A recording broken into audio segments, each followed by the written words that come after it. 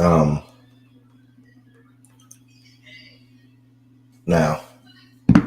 just sent that message, and it's officially live on YouTube as well. Again, the crowd is as expected so far. Good news. I will shift. My little brother leave tomorrow morning, so it's gonna be hard. I'm telling y'all, a few in here that's right now. It's gonna be hard for me to do a show tomorrow. I don't think I'm gonna be able to do a show tomorrow. My little brother leave tomorrow morning, at like 8 something my time. So that's like really right on time that I start. So it's gonna be hard for me to do a show tomorrow. I cannot even pencil how I'm gonna do a show tomorrow. I don't see it.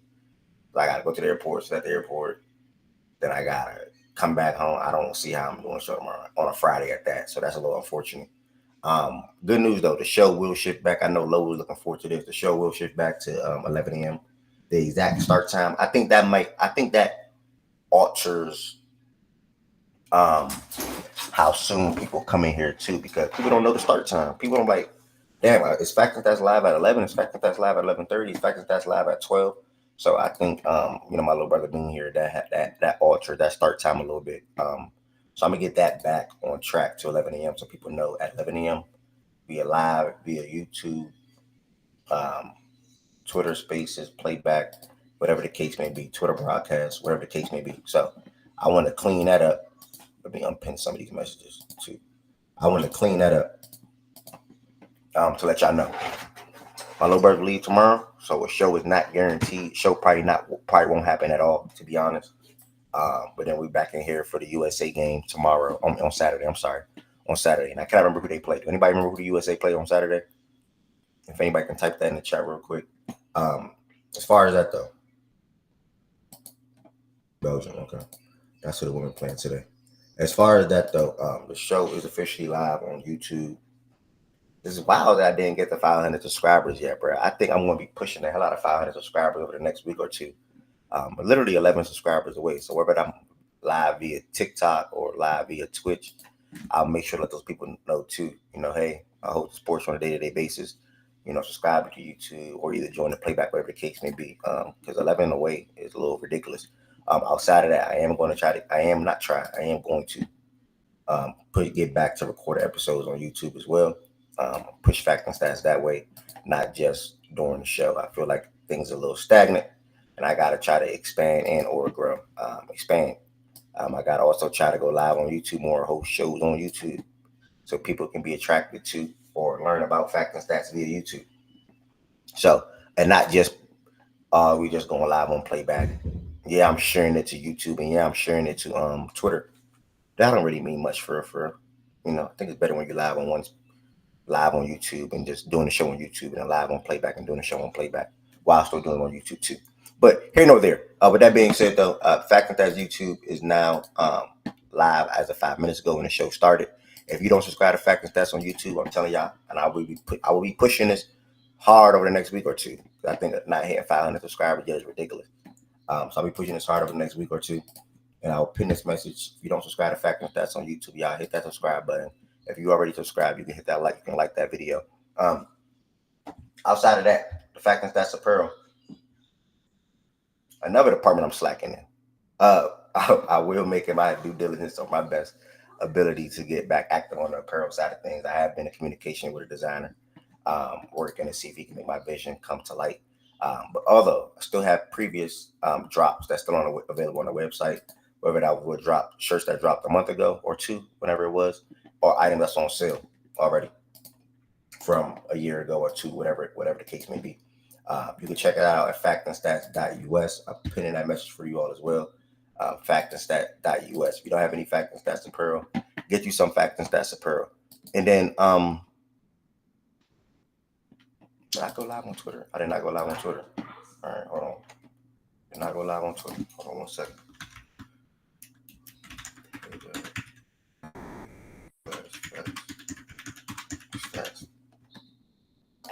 As far as the show today, Olympics talk, men's, women's basketball. We have a women's basketball watch party in like about 2.5 hours. So make sure you all come around for that or stick around for that.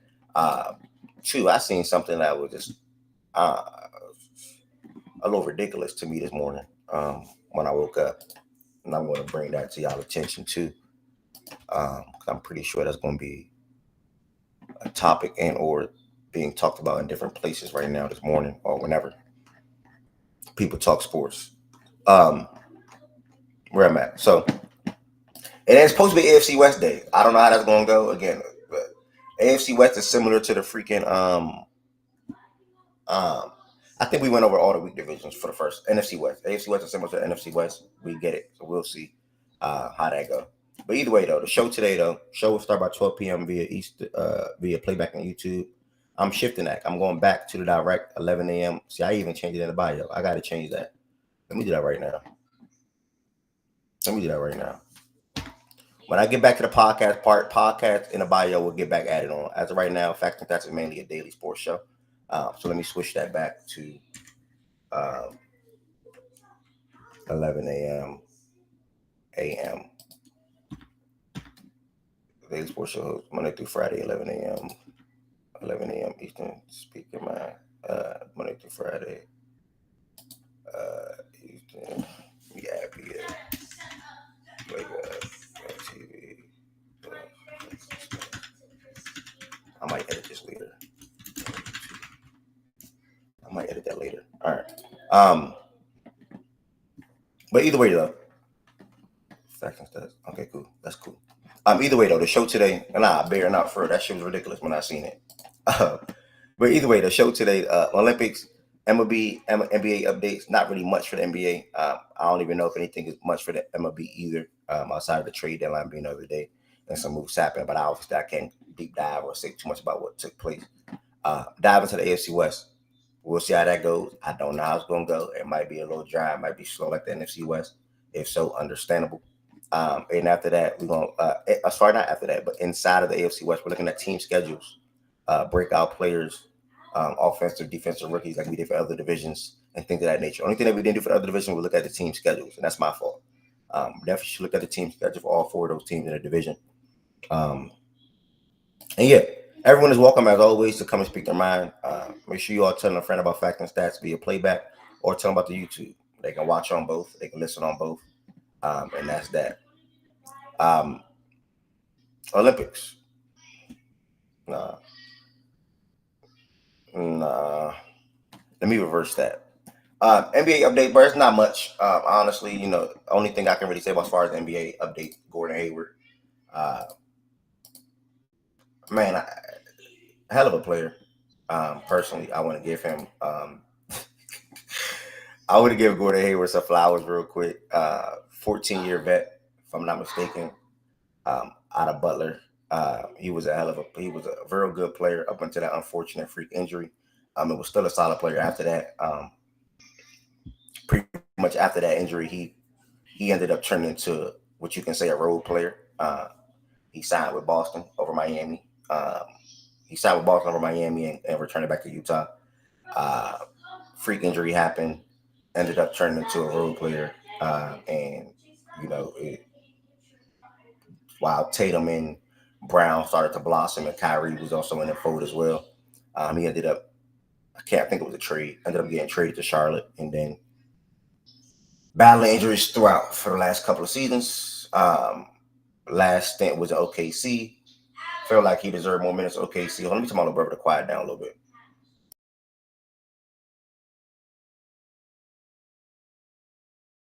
Last stint was in OKC. He felt like he could have deserved more playing time, or not could have deserved, but he felt like he deserved more playing time in OKC, whether that was during a regular season or especially during this postseason run, their postseason run where they lost to Dallas. And man, I wish him nothing but the best, bro. I wish him nothing but the best. He was a real damn good player. He helped put Utah. He helped change things and brought exciting basketball to an extent back to Utah. Obviously, D. Mitch came and took the reins and elevated that even more. And then now they're back to, just a regular team after trading Rudy and D. Mitch. So shout out to Gordon Hayward. Phenomenal 14 years. Whenever you can play the NBA for 14 years, that's a blessing in itself. Because when you look back at that 2010 NBA draft class, not one player is in the NBA from that class anymore besides Paul George. So that featured John Wall, that featured DeMarcus Cousins, um, Gordon Hayward, obviously, and many, many more. I think even Eric Bledsoe, who was a good player coming out of that draft. So yeah, Gordon Hayward, hell of a career. Far as the NBA, I don't really think I have nothing. Oh, Jared Allen signed an extension, 3-year deal. So I think they've been taking care of business in Cleveland. And this man still. Do y'all hear my little brother in the background, bro? Can somebody let me know y'all hear my little brother in the background? I'm about to spaz on him in a second. Okay, y'all hear him. All right, he just not listening.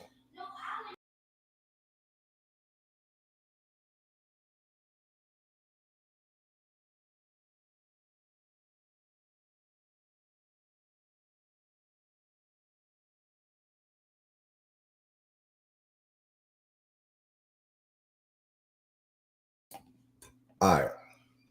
Nah, he just be dumb loud, bro. He be dumb loud every day. Hold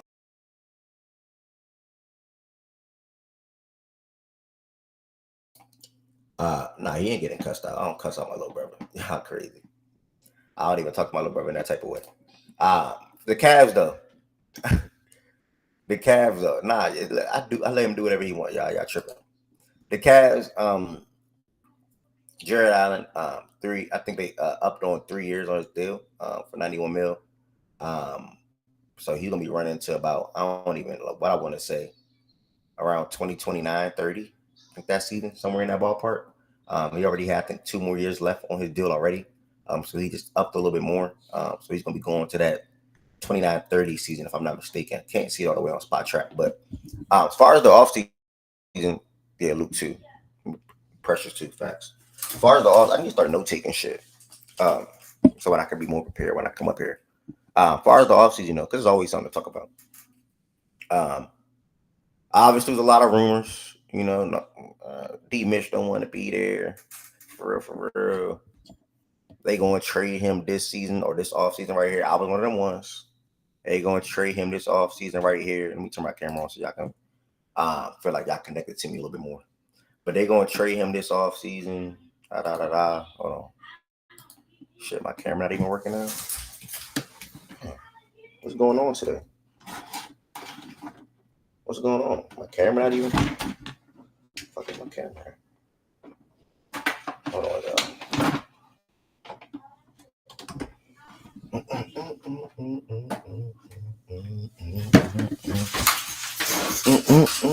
What free agent did Miami sign? I don't know if that's a joke. I gotta refresh. Hold on.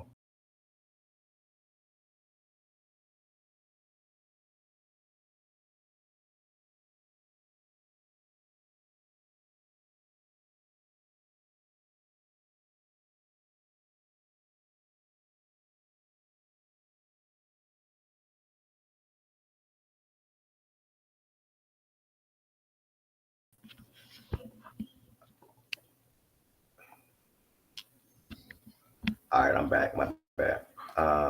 Give me 1 second.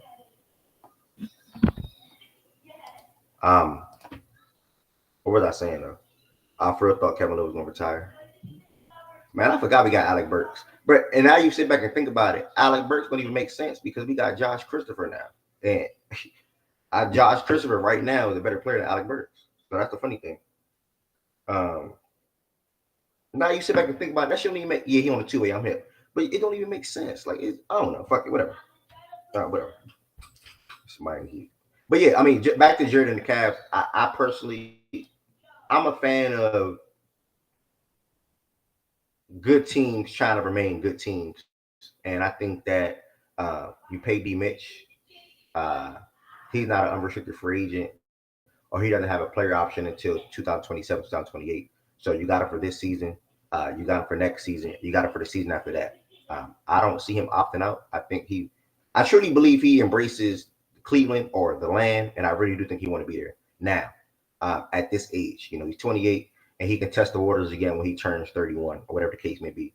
And no matter what it is in that free agency class, he's probably going to be the biggest or one of the biggest acquisitions. If he does not request a trade or does not get traded towards that last season in that contract. So that's what they did this offseason for Donovan Mitchell. And you got Jared Allen. I mean, only 26 years old. He was making 20 million a season. That's already a good deal. You're not upping him to getting paid 28, 30, and 32 in 2026, 2027, 2028.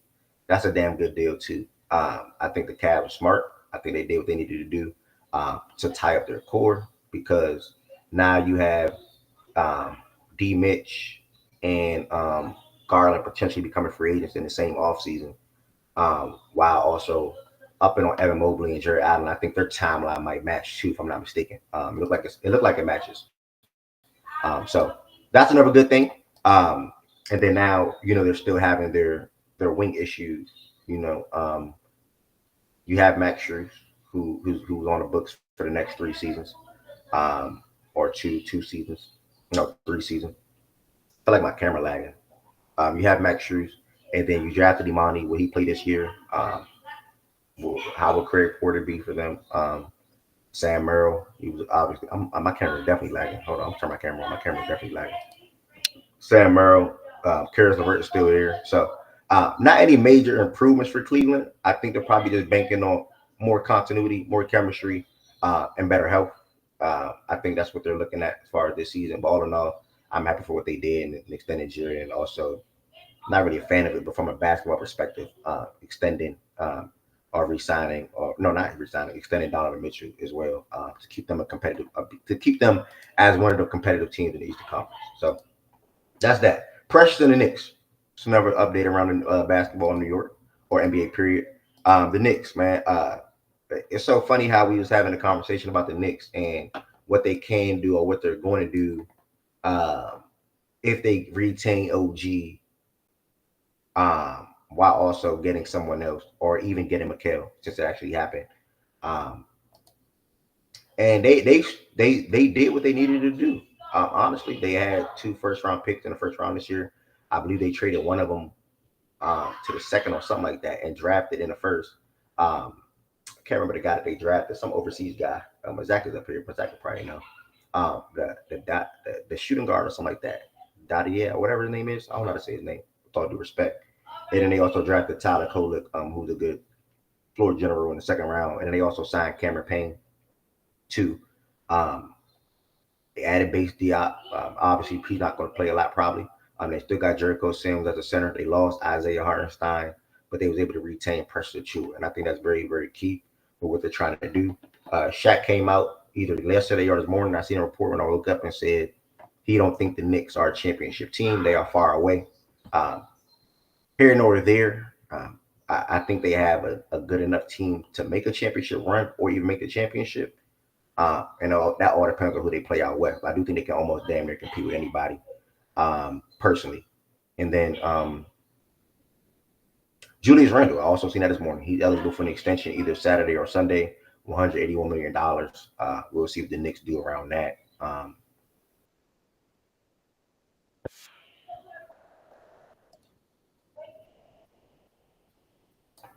I just came in my ear. My bad. We'll see what the Knicks do around that. They won 50 games last year. The Cavs won 48. So again, like I said, two teams, and even the Bucks. I think the Bucks did some small things off season too. But two teams that wanted to either get better or retain some guys.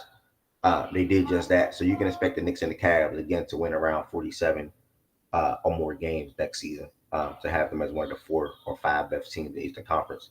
Out west, before we move, Luke Kennard, Grizzlies. Grizzlies and Luke Kennard, bro. My ass keep popping up my ears, throwing me off. Luke Kennard and the Grizzlies. They re-upped on a 1-year, $11 million contract, and he'll become a free agent after this season now. And there's not really much to say about the Grizzlies, to be honest. I'm just a super fan of their team. I'm a super fan of their young core. Their 3 best players are all in the age range of 25 and 26. And their 3 best players are all under contract for the next two seasons. I think Jaren's going to get another extension as well after that. But John Bain is locked up for like the next 4 seasons. So you have John Bain for the next 4 seasons, Bain for the next 5, and then Jaren 2, but he's going to get another extension. So I love it, bro. We're finally gonna be able to see Ja, Smart, Bain, and Jaren together with Brandon Clark, who returned late last season, played a couple of games. You need Luke Kennard floor spacing. You need Zach Edey presence down in the middle, setting screens, grabbing rebounds, blocking shots. Uh, Santi's a solid guy off the bench. GG and Vince showed things that they can add to this young Memphis team this past season. So that's a lot of good things to be looking out for Memphis. All in all, you need Luke Kennard. You need that knockdown shooter. You need that guy that can be a floor spacer no matter what when Ja's penetrating to the rim. So you can now have Bane and or Luke on the perimeter at some times in certain different lineups. So I like it personally. I think I touched on Luke, touched on Precious, touched on what was the first thing? Jared. Also touched on Gordon Hayward retiring. And um, I think that's that. I don't got nothing to say about baseball right now. I don't got nothing to say about baseball. I don't think anybody on the stage got anything to say about baseball. Decide you got anything to say about baseball, or you good, bro? Um, I could say a little something that's really about the trade deadline Yeah. that just passed.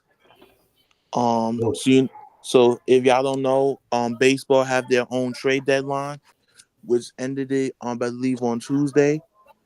So if anybody is like a big baseball fan, you should know some of the big winners of the trade deadline or the Dodgers, getting Tommy Edman, getting a infielder with Mookie Betts being hurt, getting Jack Flaherty, a starting pitcher to pair up with that rotation, with their thin rotation. Um, and some other winners are really ooh, ooh I really don't. The Mariners. Okay, Chan said the Pirates had to set a deadline, but the losers are the Angels and White Sox. You don't trade away for the White Sox per se. You don't trade away Gary Crochet, who is their best starting pitcher. You don't trade away Luis Robert Jr., who's their best player, to get back assets and young talent. And for the Angels, it's just a disaster over there in Anaheim. The worst farm system in the MLB. They don't trade away Tyler Anderson. They don't trade away Wayne Figo, and now they're in a situation where they gonna just let the season play out. So that's all I got to say. All right. Appreciate that, bro. I think you gave us a quick little update um, on some things real quick. Quick little updates on some baseball real quick, man. We touched on some winners. We touched on some losers. Um, and you're basically saying so the Angels again. I don't know these players, but the Okay, so Angels, the Los the Angeles Angels were Angels. hold on. My The bad. Angels were in a situation like how, by what I heard, like how the Bulls were, where you have talent, you're not going anywhere. You should trade it away. As far as DeRozan and Levine, and you should Yeah, trade a guy named Anderson. yeah. Get Tyler Anderson.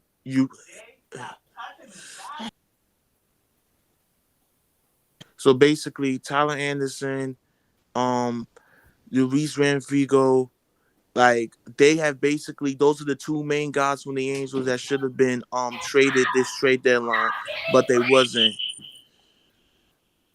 Okay. Josiah, I'm just curious why you say the Angels should have traded, but the White Sox shouldn't have. No, I said the White Sox should traded it Gary Crochet and Luis Robert. They should have traded it those two guys.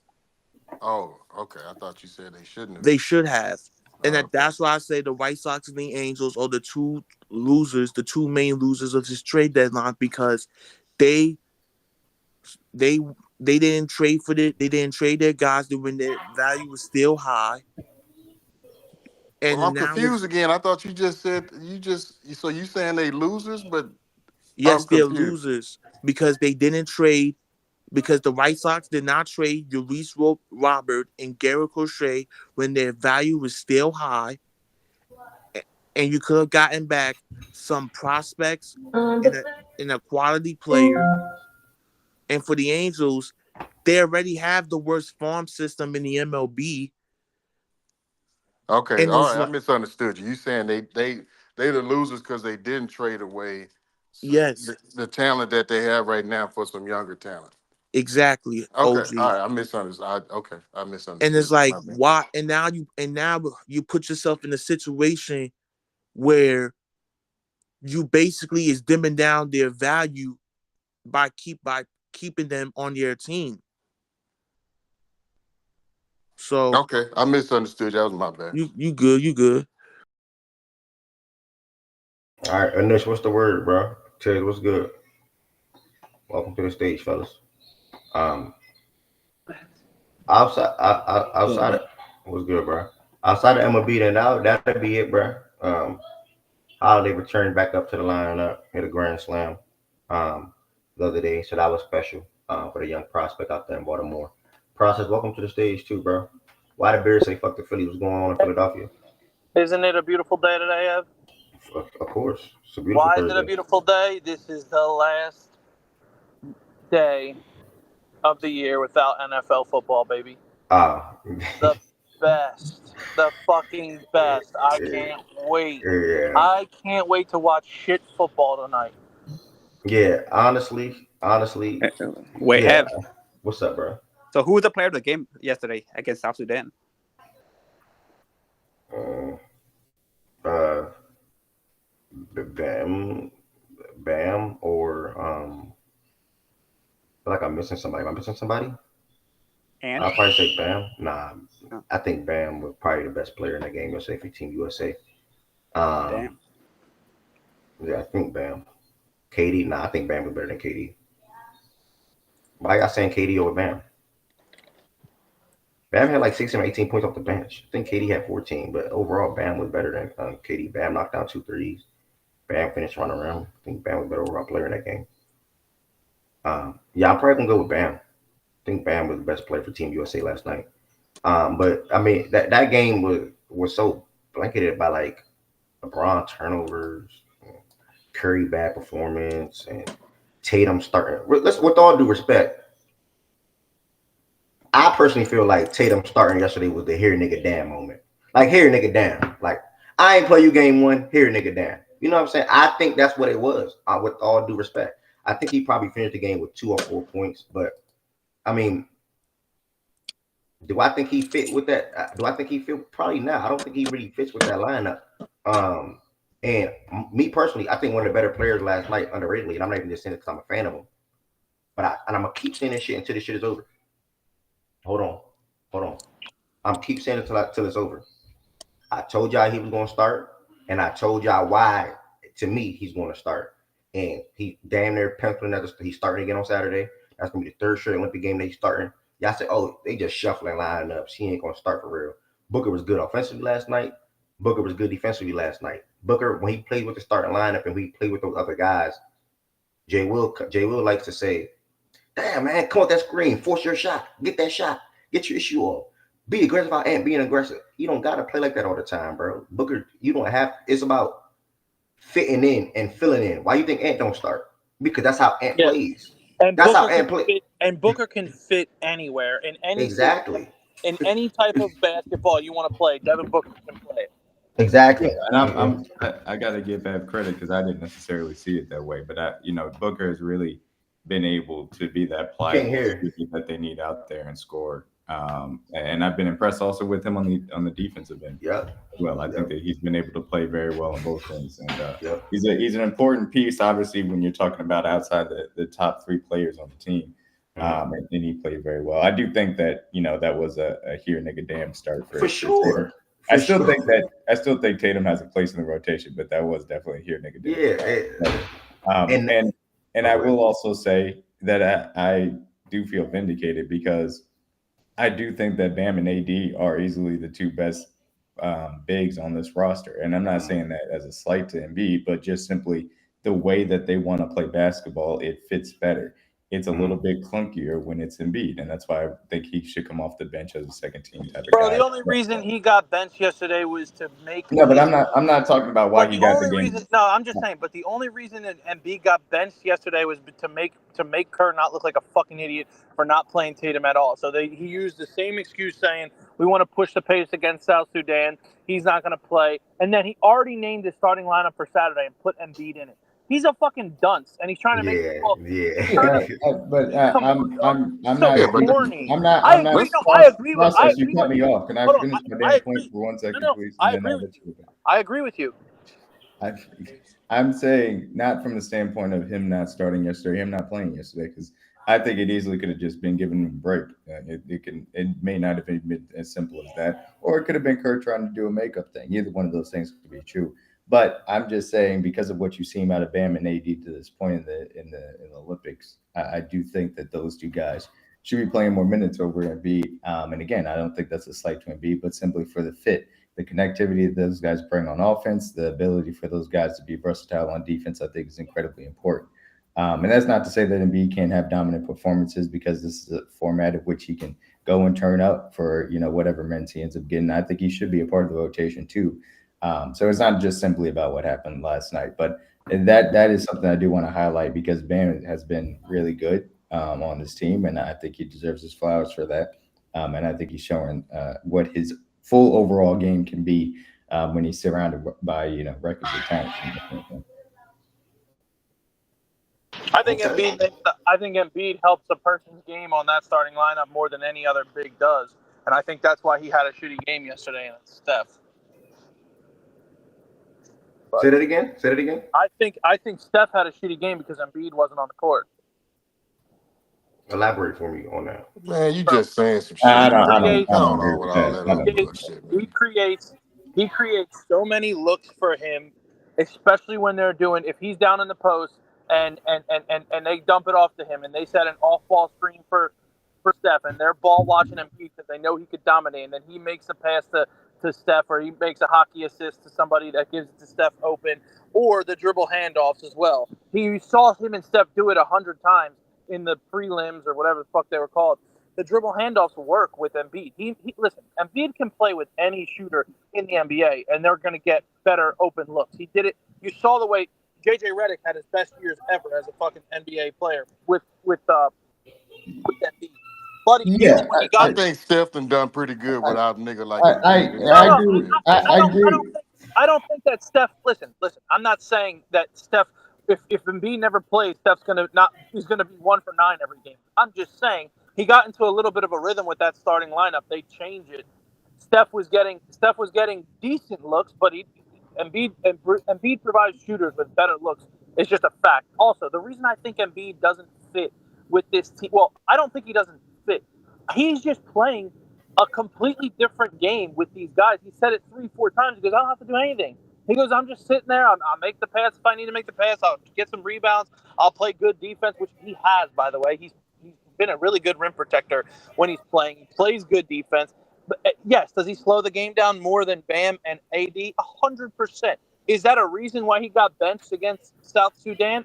No. Sure, that's fine. I don't even think that is a reason. But keep going. Does Bam and AD fit a faster pace and more athletic game and type of game that they want to play? Yes, for certain lineups, AD and Bam 100% fit better than Joel. But I'm just saying that, like, to act like he's like, I don't know, everyone's just saying he's shit, he's this, he's that, he doesn't play well. Bro, he's not playing his game. Like, that's not Embiid's game. He's playing their game. If you want to go and play Joel Embiid's basketball and he's supposed to be the focal point of your team, it's just not the way to play when you have fucking all-stars around you. Like, you're not gonna play that kind of basketball that Embiid dominates and the Sixers do well with when you have the best players in the league playing with him. Like, why the fuck? So you just made D-Mac's point. OG, if I could respond. Okay, my bad. I said I agree with you. That's kind of my point, though, and that's why I say that. I said I agree with you. No, but I'm just responding in the way that you did. I don't think Steph got any lower quality of shots yesterday than he did. I think he just missed shots that he normally makes. And sometimes that point I disagree with you. That's just me and what I was watching the game. Why you disagree with that though? Embiid makes it easier for shooters But process. I think that Embiid absolutely makes the game easier for shooters. I don't think that the quality of shots for Steph yesterday was making were a lot of lower Steph than it was was Steph with was doing a Embiid, lot though, of because there's a lot of players that Steph was playing with that also made the game a lot easier for shooters as Yeah, well. I know, but there was a lot of points in that fucking game where Steph Curry didn't get any picks. He was trying to fucking create separation on ball by himself, and it wasn't working. And I'm just saying, if Embiid's on the court, that's going to be the best screener and open you're going to get with Embiid. And if you have him on the court with Steph. Steph, yes, he's going to make his shots. He had an off day. I'm not saying he sucked because Embiid's not there. I'm saying I think he struggled with getting better looks because Embiid didn't play, because he creates better looks for every shooter he's ever played with. Steph was off. I'm not trying to take a, like, I don't know, like, defend Steph for his shitty game. He was fucking shitty. There's no two ways about it. I'm just saying that's what Embiid provides for this team, because he's not going to go out there and score 40 points a game. Yeah, I mean, I think that there is a slight disconnect. Like you're taking the point that Embiid has always, and specifically his game, opened up easy shots for other shooters because of how he is able to dominate the post, and that is a very factual point from that standpoint. But I think you're then conflating something that happened in a one-off game in which Steph was cold, getting, in my opinion, still good looks from that standpoint because he was still surrounded by a You lot watch of all guys his that shots? made Did you the see game all his easier for 3-point shooters shots? too. Yes. He missed open shots. A lot of those fucking was with all the fucking Warriors fans that on ball Steph. Well, on ball Steph looked like fucking dog shit yesterday. So my point is, he got open looks, but the way he was taking some of those shots, he normally makes in regular season. Whatever. I know he makes those shots a lot, but they weren't fucking great looks. They were tough fucking shots, even for Steph. Yeah, I think there was a little bit more ISO Steph. I'm not than I defending would've- Steph Curry, No, by the way. I'm not no, trying but to. you're No, I know, super but jazzing it. I think that there was a little bit more ISO Steph than I would be personally comfortable with, but I still think that there's a little bit of a connection there that you're trying to jump to that I don't agree with from that standpoint. Not because it's a lack of actual play from Embiid, but simply because I think that the rest of the guys that they were playing with created plenty of open shots for Steph that he just happened to miss from that standpoint. Not like, yes, they create open shots, not like him and Embiid were. But yes, I agree. But and he was bad. I'm not trying to defend Steph Curry. Yeah, I understand where you're coming from. Oh man, I understand where you're coming from, even if I disagree with it. That's my point. I just said the only point I made is Embiid creates better looks for shooters. Nobody can dispute that. That is a factual statement. I just don't think that and it I'm not trying to necessarily applies defend to Steph. Steph. I don't want people to be like in the comments like, he was bad. I'm just saying. I'm not trying to give him a pass. What did I walk into? Huh? Embiid does what? Embiid doesn't create better looks for shooters? Are you fucking blind? Then who? Just in general, that he better than any of the bigs on their on that team. Oh, bigs. Okay, bigs. Okay. I always admire Jehomerism, I guess, if that's a word. But nigga, golly, bro. Yeah, what do you mean? How is that homerism? Bro. And you got some nerve talking about homerism with your fucking Rockets. No, don't make it about him. Don't make it about him. It ain't about me. We're not doing that. Hold on. All I said, I literally admitted that both of Bam and AD, and I said this from day one, that yes, the style of play, if you want to run and gun like they should play especially against South Sudan, who's a more athletic team, faster, and they're going to push the pace and they're going to guard you up. Yes, I get it. I agree. I'm not disagreeing with any of that shit. Bam and AD fit that mold better. By the way, AD was okay yesterday. Bam was fucking great. AD was, he's fine. He was out there. But I mean, that shows you exactly what the difference of USA team trying and when they're fucking around. Because the last time they played South Sudan, they didn't give a shit. And look what happened when they actually tried. So anyway, but all I said, Jay Will, was Embiid is going through the motions of playing with great players. He's never had the luxury of playing with great players where he doesn't really need to do everything on the offensive end, because that's literally what he has to do every time he's on the court with the Sixers. Now, I'm just saying, he's out there just playing a role. He doesn't have to do what he normally does. All I said was he creates better looks for shooters like Steph. And I said that, and Steph struggled yesterday. I'm not saying Steph struggled because Embiid wasn't on the court. he was ass. He was bricking the shots. Well, then don't say that. Then you say it, then you say I'm not saying it. But I'm you not. No, are I'm not saying saying. it. No. I'm not saying that's the only reason Steph was bad. I'm saying if Embiid's on the court, Steph has better looks. That's all. Like So I said, I'm not saying Steph was 1 for 9 because Embiid wasn't on the court. I'm just saying I bet you Steph would have been maybe 3 for 10 or whatever the fuck it is. But he was bad. He was just bad. But he creates better looks for shooters, and that's a fact. Both yeah. can be true. Steph was ass, but if Embiid was on the court, he would have got better looks. Yeah, Yeah.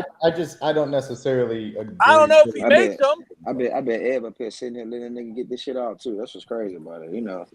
Why Jay will always be Oh taking man, Well, shots? why that shit don't you funny. open your hold on? Why don't you I don't respond to it, bro. I don't respond to it, bro.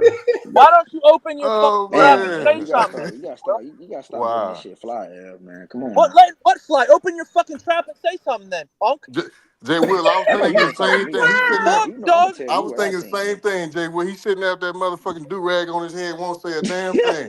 You He guys won't are say idiots. shit. Nah, Let this nigga get Hold this on. shit out, man. Hold I've on. been trying to. You guys are fucking grown men. Say something. What the fuck does Ev got to do it for? Yeah, but What? I Oh, don't wait, like. Ev I taking can't, bro. I shots for can't, this, bro. I yo. can't fuck with, bro. I can't fuck with Ed right quick. God damn, relax, my nigga. All right, you better be fucking with Ev, The not me. I'll be fuck? right back. I gotta go get some bread. Hold on. You still saying some shit that Your ain't true anyway. process. Oh man, The I'll be fuck? right back. Hold on. that motherfucker got to be the biggest home I ever seen, man. He gonna try. In one breath, I'm not saying that Embiid didn't impact Yeah, I Steph, mean, but in the next breath, I'm saying maybe it did just a little. Man, get the fuck out of here, man. Steph don't need no nigga like that. He don't nah, I need no really, nigga like that. I really do think that Embiid does create open shots for shooters, but man, I'll take the conductivity of AD and Bam personally when I'm building that out, especially for how this team wants to play. And also, that was the other thing I wanted to mention. Like, I understand it was quote unquote a matchup thing with South Sudan, and I guess we'll continue to see how this progresses throughout the entirety of the rest of the Olympics. But they shouldn't necessarily play to the matchup. Like, they shouldn't need to dictate that type of thing. They should just be an up-tempo team and continue to lean into their athleticism and defense and versatility up and down the lineup from that standpoint, and just rotate guys in and out. I don't think that they have to, slow down the game for certain matchups or speed up the game for certain matchups. I don't think that's necessary from that standpoint. They have the most talent. They should be dictating those things and forcing people to play their way, in my personal opinion, at least. I mean, we talk about Tatum not being a good fit for this team. That nigga ain't a good fit for this team, man. I That think nigga is Tatum not. is I mean, much Tatum better is a than much better fit than Embiid ever will be on this team. It's not even close. Nobody want to play like that. We don't need, and that advantage that he creates, we don't need that from him in order to win or be successful or to create shots for other people. We don't need none of that shit he does. And I ain't shitting on the dude, but we talk about one dude not being a fit, but he's a much, much better fit than that dude ever will be on this team. All day, every day. I still think that there are opportunities to allow Embiid as a post scorer to shine in limited minutes, and that can just kind of, if you want to give the real, ball offensive engines, I should say, a breather from that standpoint. Those are the times at which you can get Embiid post touches, and I think that makes a lot of sense. But like, I don't think you need to rely on that on a consistent basis from that standpoint. And certainly not. Let me drop some motherfucking knowledge to you kids, okay? Because you want to talk about an offensive engine and a defensive engine. You drop any motherfucking player on the 76ers since Joel Embiid has been there. Any of these fucking players that are on Team USA, none of these motherfuckers are winning 50 games. Embiid, healthy, is automatic 50 fucking wins, top 3 seed every fucking year. None of these fucking guys on Team USA, you could put them on this fucking team and this iteration of themselves, not LeBron from fucking 10 years ago. You put this fucking iteration of any fucking one of those players, they are not a 50-win team. Not ever. Not one fucking time. I disagree Never. with that right now with KD, Steph, and LeBron personally. No, none of them guys.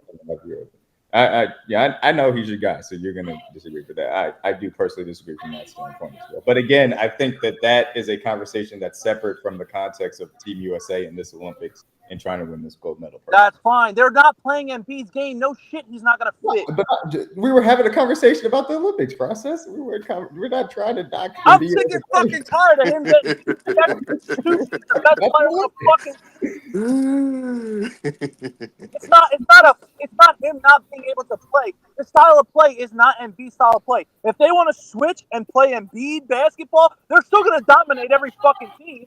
But there's no sense to doing that because it's going to be a bunch of great players ball watching.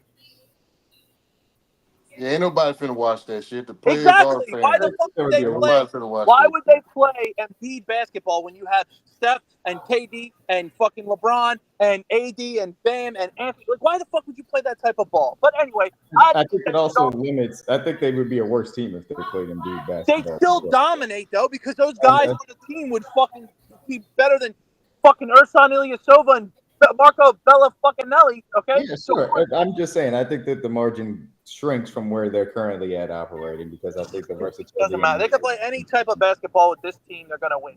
They probably would still win. I'm just talking about the margin. He's still better than your guy's favorite player, so I don't want to fucking hear it. I mean, it depends. And by the way, Jay Will. It depends. I'm not a LeBron stan, so yeah, good? I'm LeBron, KD, or Steph, or Jokic, or Lucas stan. So yeah, he is better than my favorite player. Jay Will. Yeah. Ed has something to say to you about Devin Booker. What? What? No, I made a valid. What he's bringing up is my point that I was making. I don't think he's in here at the moment. I spoke to how this is beside the starting point, which I don't know. I still think about how. And I remember this. I remember that day vividly. How y'all was making in here like I was a crazy ass man, and I was super fanned out for thinking he's going to start with my reasoning behind it. But beside the point, I spoke to how Booker can play within a row. You be in here watching the game like, damn, Booker, come off them screens, shoot, be aggressive. And I think that he's actually buying into how one they need him to play, and two how he can play. Versus Ant.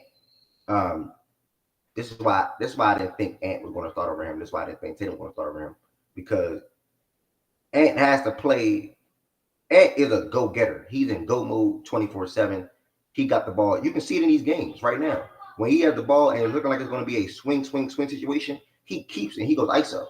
Y'all see it in the game. Y'all seen it yesterday. Y'all seen it in the last game. That's how Ant plays. Versus Booker, 6 assists last night. Good defense last night. Good shots last night. He let the game come to him last night. I think he had 5 assists in the first quarter or 5 assists in the first half, or probably 2 or 4 points. I don't know off the top of my head. But it was something like that. So I think he said that's what I wanted to say to you. That's what I say when I reference your name. To be honest, how you want Booker to come off these screens and be shoot versus having that feel for the game and also the team and the players that you want to court with. Yeah. I think that's the difference between him and give Devin Booker Jason Tatum's team and see what happens. Well, I don't want to get into that conversation. Shout out to the Celtics. I'm in it. Well, shout out to the Celtics with the championship. I do think Booker and Brown and Booker and that team can blossom as well too. But yeah, that's a different conversation. Okay, what's been the Olympics conversations as a whole? Which I've been on. No, that was the only thing. That was the opening thing. Yeah, that was the opening. That was the Joel Embiid. Yeah, Embiid and me opening with. And you were dead right when you came in here yesterday to say that Kerr was just doing it to make sure Tatum didn't get his fucking feelings hurt, because that fucking idiot already put out the starting lineup for Saturday, and Embiid's in it. He's such a pussy. Yeah, I think now the real question marks. You know what's funny? To deeper dive into it, I even think he played Hallie just because to even make up for it a little better. I think he just threw Hallie. You feel me? Like, that's why we're going 11-10. I think he just threw Hallie in there just because, too, to be honest with you. So Embiid is the sole person that didn't play. How you mean to tell me Embiid can't? Hallie got 8 minutes. Embiid couldn't get 5. But this is what Tatum fans were saying for game 1. So I understand. But I think he definitely did it. With Jay Will called on the nose. Hit that on the nose. I'm sorry. I'm going to be not playing. And then how do you backfire now and then play Embiid or starting Embiid this Saturday? After the game Bam just had. Like, what the fuck? It's not a backfire though, man. If you put a team together that's built like this, it's gonna be a nigga that don't play, and the nigga that don't play. I know. Man, hold on, bro. Hold on. The nigga that don't play, those conversations should have already been had. Look, bro, there's no way everybody gonna play. Somebody ain't gonna play. The numbers just don't add up. It's not enough time in a game. And if y'all think niggas didn't know that coming into this shit, man, niggas already knew that. No, Yeah, but I OG, think we the don't you ones agree? making more of a big deal about it. Them niggas knew that sometimes somebody wouldn't play. Now we can argue about who shouldn't play and all that, but it was already understood that somebody ain't gonna play every game, bro. And that's cool. That's Nah, No, but that's let cool. me tell you fine. why. Let me tell you why I don't like it though, OG. Because you got to think about. Go back to the exhibition games. Embiid is looking shitty. What he said in part of the third or fourth exhibition game. Oh, we not changing the starting lineup. Embiid going. This is going to be the starting lineup. Embiid is going to be in start. Embiid, Steph, and Braun will be in the starting lineup. Then now you mean to tell me game 2 of the regular games? Oh, he's benched now because he's just shuffling shit, or he's not going to play, or some guys is just not going to play. You can't say a guy's going to be a starter no matter what. And in game 2 exhibition, he don't play at all. How that makes sense? Yeah, but I mean, again, we're not in the meat of the things, right? This is part of those games where, nigga, we know if it's a game that can be sacrificed and a player can be sacrificed, do that shit early, man. Go ahead and appease these niggas, get that shit out the way. Like I said, to me, Oh, it's that's not that fair. big a deal. Yeah, We're that's going to sit fair. here and argue after every game because there's going to be a nigga after every game that don't get the minutes that everybody thinks he ought to be getting. But if you lay the shit out, it's not logical. There's no way everybody's going to be able to play. So if we know that, why are we complaining? At But the end of OG, the day, don't you if think? somebody ain't gonna play, bro. So Don't we you can think? go Don't ahead. you think that? Don't you think that he did the whole Embiid thing because what he fucked up doing with Tatum?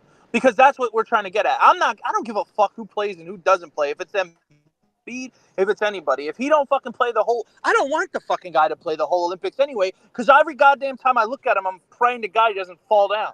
So I, I don't even give a shit about that. But he only didn't play Embiid because he wanted to say, "See, I'm really going by matchups." That's why Embiid didn't play because South Sudan plays at a high pace, which is a bunch of crock of shit. The only reason he didn't play Embiid is because he felt bad that he benched Tatum. I mean, we can argue that. I just don't see what the whole big deal is to me. It's No, just it's not not a big the. deal, but the Celtics fans This mic went out at the right time because I don't know how the what the Celtics fan got to do with this. You in a blender? What Celtics fan got to do with this? You in a blender process? But to the minutes though, I expect the career to lower Braun, to lower Book, and etc. to make the minute distribution work a little better. I think he did a good job at that. Nobody topped 22 minutes. Booker, KD, Curry, Braun, Bam played the most. Again, I could be wrong, but this is my true beliefs, and I think I was the only one that had this belief. I think KD's gonna come off the bench the rest of the way. I think he's gonna come off the bench, but he's still gonna be top 3, top 4 in minutes. And I explained why I think he's gonna come off the bench already. Now, if it's a nitty gritty, let me go back. If it was like, you agree with me, Ed? I said that. Don't try to take what I said. Let me go back though. If this was back in the day when I was a kid, when I was like 12 coming up, and they was going against some tough ass Spain teams and shit like that, then KD starting. They're not playing them. They're not doing that. But they're not going against no competition to where they will. My bad, I ain't know 11-10. Where it will. You need KD to start. I think he likes Steph, Drew, Booker, Braun, and B. If you want to swap and be to AD, cool. I'm not getting into that part. But KD, now I think he's realizing the situation and he's like, okay, I know who I am. They know who I am. They know what I do. I'm going to get my shots regardless. Lead the start lineup how it is. I like it. You got Drew at the point of attack. Booker last night showed point of attack abilities as well. He did a good job guarding Carlik Jones, who got his shit off against USA a couple of weeks ago. So shout out Booker for that. KD will continue to thrive coming off the bench. KD is still going to play all the minutes he want to play, and he's still going to share the floor with Booker, Braun, etc. They put out a lineup yesterday where it was Curry, Booker, KD, Braun, and AD, I think. And then they ended up taking Curry out for Derek White, I think. Curry was shitty yesterday. I think that's how it went. You probably going to see that lineup a lot. You're going to see Booker, Braun, KD, and AD with whoever at that other guard position, whether that's Curry. Most likely will be Curry. Or they might double big it. They might go Bam, AD, KD, Braun, Booker. I want to see that lineup. I ain't going to lie. Me personally, I want to see that lineup. I hope they don't play. I hope that in when they play France, I want to see what they do with that because they're going to go double big. And if he's going to say he's going to stick with Embiid, you're going to stick with Embiid in the starting lineup. You're going to start that lineup and have LeBron guard. How's that? Braun can guard Wemby though. That's not a threat. I don't think the way Wemby is right now and how he I think operates, it would be the opposite. I think he'd guard Rudy. What the fuck's he gonna do with Rudy? Oh, Pushes true, AD. true. Yeah, I didn't think. But Yeah, I'm true. just yeah. But I I'm agree. just saying, like, if you want to go double big against them, you have the ability to do it. Start Bam with AD, start AD with Bam, or start Bam and AD and bench Embiid. I like Embiid coming off the bench anyway because I then I don't. he can man the second unit with fucking KD. Fuck is wrong with that? I don't care. I don't really give a shit. I want to see Bam and AD play together more. Nah, 11-10. Seriously though, and I do agree. You want to see Bam and AD play together? You said. Yeah, I want to see Bam and AD or AD and Oh yeah, Embiid or Yeah, like I think together. I that's want to see yeah. those I want to see three. those two together. Two of those She three said. together would look good. She said, or KD start to guard Wemby, and I don't think Kerr would have a problem with that. I think Kerr would move Holiday and start KD quickly for that to happen. I think. But who are they playing next? Is it France? They said Shaggy said Belgium. Puerto Rico. Puerto Rico. Motherfucker, Puerto Rico. Shaggy, bro. Shaggy be trolling. Yeah, so I mean, whenever that matchup comes, it'll be very interesting. If they were the Ricos, Puerto Rico. If they were playing France, I think in the non-knockout game, then you could see them experiment a little bit more. But I would prefer Bam and AD kind of to be out there, and I still like KD off the bench because it just gives you the scoring punch to go with you in that second unit, and Embiid, can be with that second unit too. I think that does also make sense from that standpoint. 11-10. I didn't hear it. You said it to others. What was your reason on behind you feel like KD will continue to come off the bench for this team? Wait, that's you. My reasoning was because of how well he played that first game. And I was like, all right, Kerr probably gonna feel justified without KD look coming off the bench and keep him coming off the bench. Yeah. So when he didn't start, against South Sudan, I was like, all right, okay. And then it kind of worked again in terms of the second unit. I think he probably wants to couple him up with Ant to kind of like, I don't know if you noticed, like Ant and KD, they've been bonding and like, it's there. I feel like Kerr is kind of putting KD in that unit to like probably calm Ant down a little bit, so it doesn't feel like Ant go cook and go work the entire time in that second unit. Plus, I think KD and Bam have had good chemistry too in that second unit. And then I think also you keep like the defensive versatility within that second unit because KD on defense was really freaking good yesterday.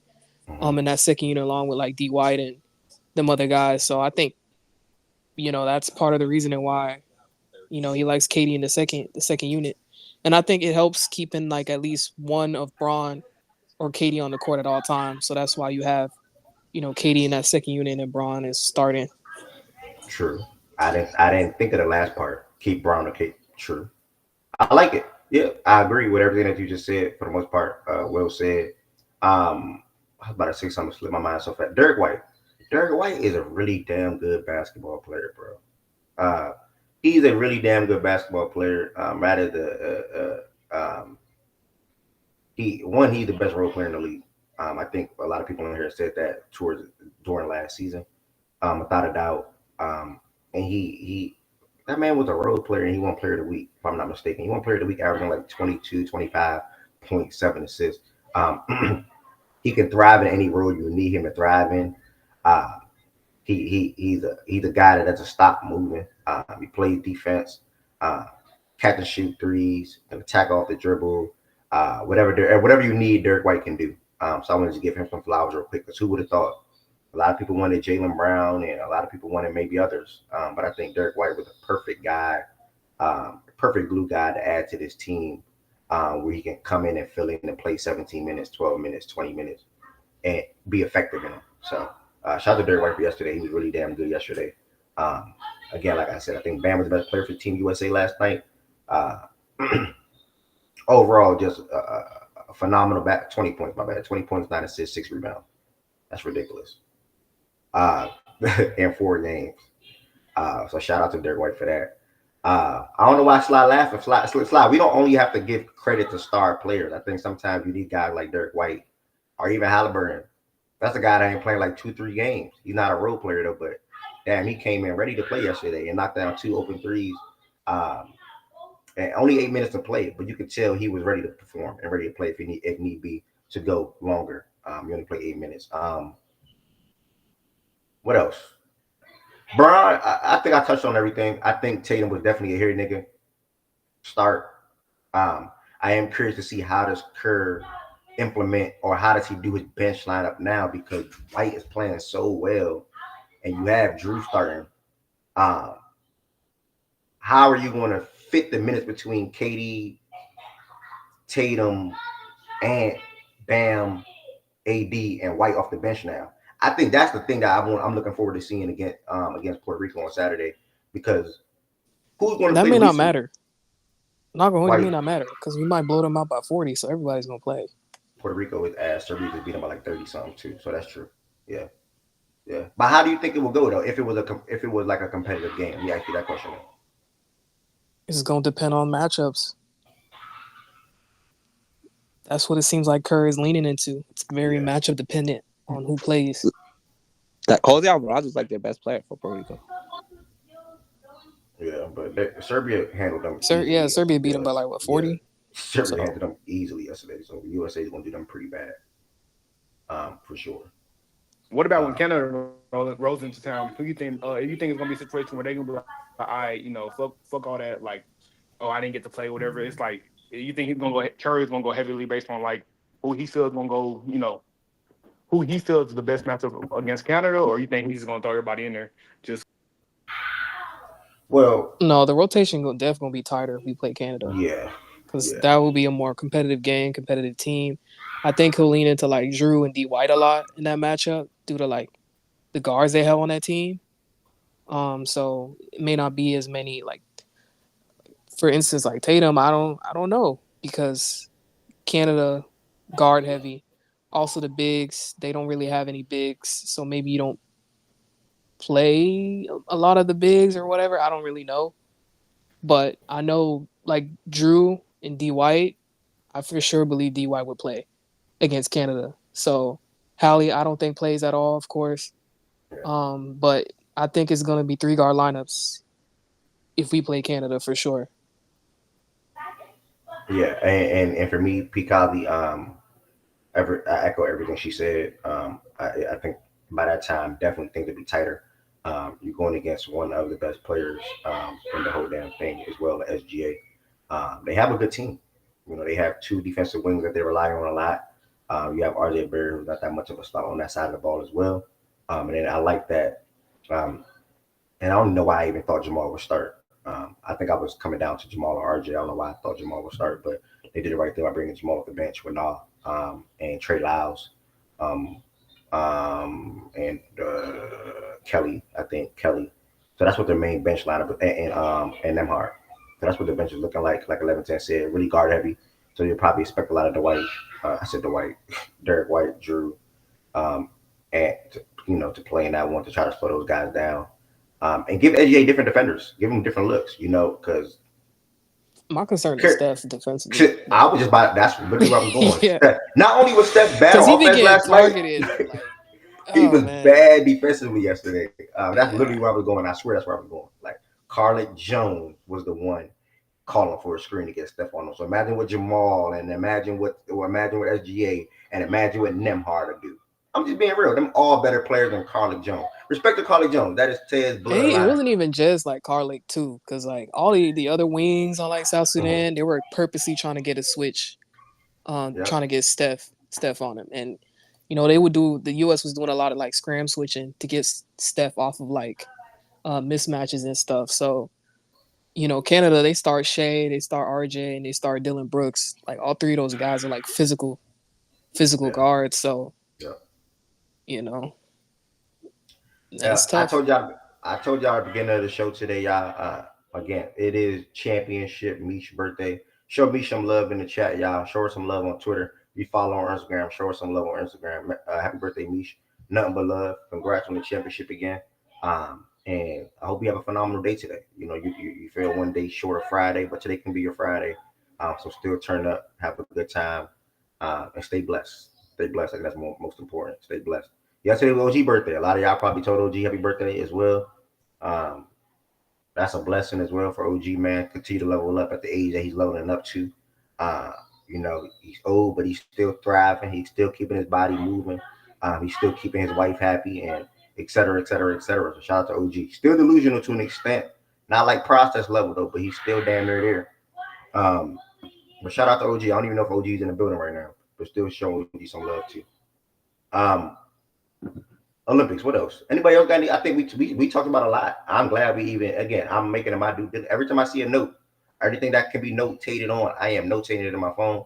Shout out to 1110 for reminding me on Precious and Luke. It could seem small, but it can spark conversation. I think that's what sports conversations are about. You need to spark conversation. Speak on the boxer. We might do boxing talks again on Saturday. Shout out to Shaggy, Low. Who was the other person a part of that process to an extent? I can't remember who else was talking with us before I went to the movies. Be Young. Who was talking? It was somebody else. Good. Bar? Good talks. I think that was solid. Again, I'm still in the. I watched all the big fights. Don't get me wrong. I watched all the big fights, but I don't know all the names of like up and coming boxers and shit like that. I know the different weight classes and shit like that. But yeah, Shaggy. I know enough, and I watch all the fights anyway. So I think that's what matters most. Any big time boxer or important boxer that's fighting at a certain weight class, I'm watching. So all in all, boxing talks will continue to evolve, and we'll definitely be included in here. Saturday is one of the best cards. If you're a boxing fan, I wish I can show you the card right here. I don't think I can, but if you're a boxing fan, it's gonna be a headline about Terrence Crawford. His last fight was against Errol Spence about a year ago. He returned into the ring, fighting at 154, going straight to a champion. Wants to be undisputed at 154. I read on something yesterday too, B Young. B Young. He's a three-time division champ, but I don't think it's undisputed. All three. I can't remember. I think this 154 will he detain or chasing it will be undisputed. So again, boxing card August 3rd. Make sure y'all tap in. It's a phenomenal boxing card. With obviously Terrence Crawford being the last match on being the main event. So make sure y'all tap into that. What else I want to say about? I don't have anything to say about the Olympics. Oh, like I was saying, my fault. Go ahead. Not good. Oh yeah, any regular thing that I see on my phone, I'm doing my best to notate it because that can spark the conversation. I opened the show talking about freaking. With all due respect to these players and teams, I opened the show talking about Jared Allen, Precious Achua, and Luke Kennard. At the end of the day, that still matters because all those moves matters for those teams. Precious can fill in if Michigan hurt. Precious can fill in if Julius can't go. You know what I'm saying? And his rebound. Pressure, they back up big at this point. I think they back up 5. Yeah, they'll play him over Jericho, so that's true. So that matters. All that shit matters. Who cares? He not getting it. So yeah, what you about to say, 11-10? I was about to say, with France, like I know they start Rudy and Wemby, but a lot of the games that I've been watching, they've been rolling with like Wemby as the lone big sometimes, and Rudy as the lone big because it's just been Rudy's been awful. I'm gonna be frank. So I thought I was tripping because I watched them play Brazil, and you see a lot of Wemby out, Rudy in, Rudy out, Wemby in. Granted, they start both, but again, I know the same exact thing. Rudy is terrible. Rudy is god awful. It don't matter if the defender is smaller than him. They should have lost to Japan. It's unfortunate, but Good. That's true. But yeah, they've been rolling with like one big at a time. So crazy ass 4-point play. That shot was freaking ridiculous. Yeah, I noticed that too though. Rudy just he just sucks. Did y'all before we shift? Coming up AFC West in a second. I'm gonna see. We haven't heard West talk Broncos football in a long time. I don't know. West not even in the building. Who even a fan of that division? West, Liz. Can somebody reach out to Liz for me if y'all can? Well, Swiper is a Broncos fan up until about week 6. So Swiper don't talk. He was just in here. He just left. Swiper don't talk no football. We get into the AFC West in about 10 minutes. Reminder, y'all, USA women's against Belgium is coming up in an hour and 30 minutes. Let's show the women love too. They work hard, they bust their ass, and they don't lose. So I think that's most important, and they take care of business. I think they're like, I think what the record 72-3 or some shit like that. So shout out to the women. Apparently, I read this morning they played Belgium a couple of months ago. It was a 2-point game, but Asia Wilson and Chelsea Gray did not play in that game. And also one of their best players on their team didn't play in that game either. So we'll see how that game looking today. USA is the favorites, obviously, by 22.5. I woke up this morning. I did not bet it this time. I bet the spread game 1. I did not bet the spread today. I'm just going to watch. So, yeah, just put it out there for y'all. But any little topics or details, no matter if it's NBA, NFL, or whatever, I always try to pick it up, notate it, and open the show around it. Because I don't ever J mind Will don't talking. speak. Yeah, I'm wondering the same thing, but I don't know what's up. He just like to sit and just, I don't know what's up with him. J Will always doing this, bro. I don't know. But any little topic or whatever thing that I can speak on, I don't mind speaking by myself. So I'll do that. Before we move though, Jay, what did you? I've been talking about the Olympics for a little minute with Process. 1110 just came up and chimed in. Do you or anybody else on the stage have anything to say about the men's team and how they're playing so far and lineup and things of that nature? Amish, what's the word, Amish? I don't really got nothing to say, but I just want to say, I hope my dog get on the team this year, man. That's all I want to say. He was overseas last year, right? Yeah. So his goal is NBA? Yeah, he was playing for the Bulls. He won G League Player of the Year. And then, overseas threw the bag, and he took it. But I think he's trying to get back into the league, though, because the Chicago Bulls had waived him. That's what made him go overseas. But it's crazy they waived him after the G League MVP. So it was like that. I don't know how that shit go. All that shit be political and shit. And then when they waived him, and that's when they played. They extended Lonzo Ball right after. So speaking of Lonzo, I think he's looking like he's gonna be ready to play this season coming up. I can't wait to see. Can't wait to see that. I'm guessing that has something to do with it. Last season. Nah, I think he really gonna. He said it. This season, because he got a podcast now. He said this month actually he's doing 5-on-5 contact. Right now he's just doing like 3-on-3 and shit like that. So he said he's gonna see how the body responds to the 5-on-5 contact this month, and we'll see how that goes. This nigga been rehabbing for the past 3 damn years. Yeah, it's crazy. Unfortunately, I do hope he's healthy. I think. Did you guys touch on the women's 3x3 team? They're ass, bro. Can you fill me in on that? Cause what's going on? Cause I seen Ryan Howard out there, but how they losing? They're terrible. I don't know, bro. This shit is embarrassing. They lost to Australia this morning. That shit is not a good look. We need to do a better recruitment job or something. Do they shuffle lineups? Like, what's going on with them? Like, how did that work? Hell if I know, because I want to know when they played last time. Did they fucking win, or they just started 3v3? They did win the gold last time, but they had Cameron Brink was out there. Who else? No way you're telling me she carried the whole thing. If so, they need her back now. Now. It was her name is just her name is fucking jumping out of my head right now, and I can't remember who else was the other person that they're missing. I cannot remember.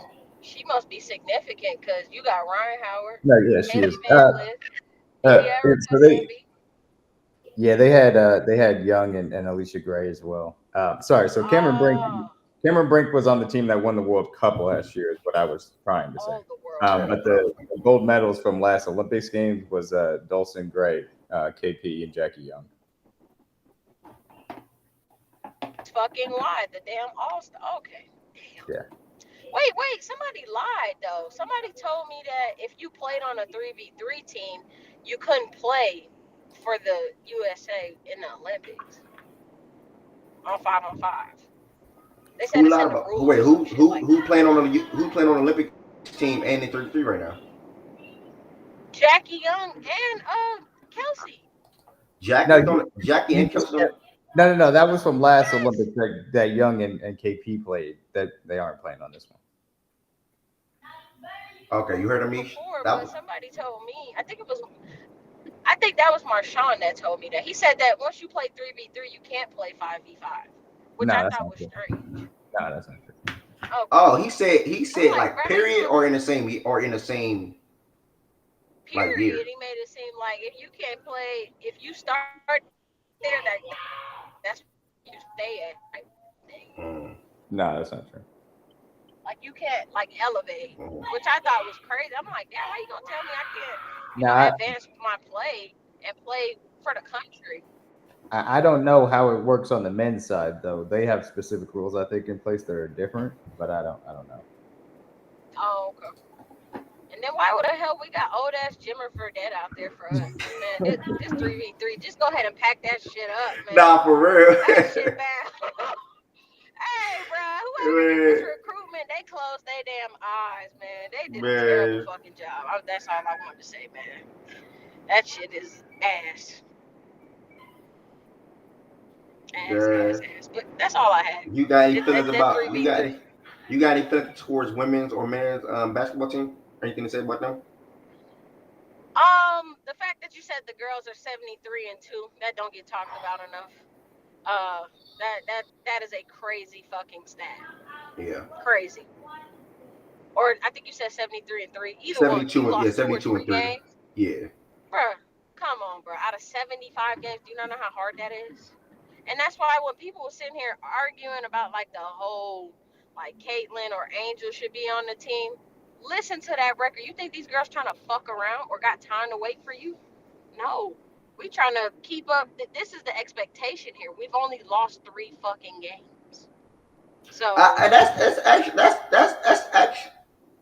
I like that. what? I At least that's actually how don't I got a look problem. at it. Yeah. I think I like that. I think that's actually Take your time, brother. Take your time. Yeah, I'm thinking at the same I'm gonna time. say, am I tripping? I'm thinking because I never looked at it from that way. Like people always say, "Oh, CC," and I don't think I said that. I don't think I was one of the ones that said she should have been on the team.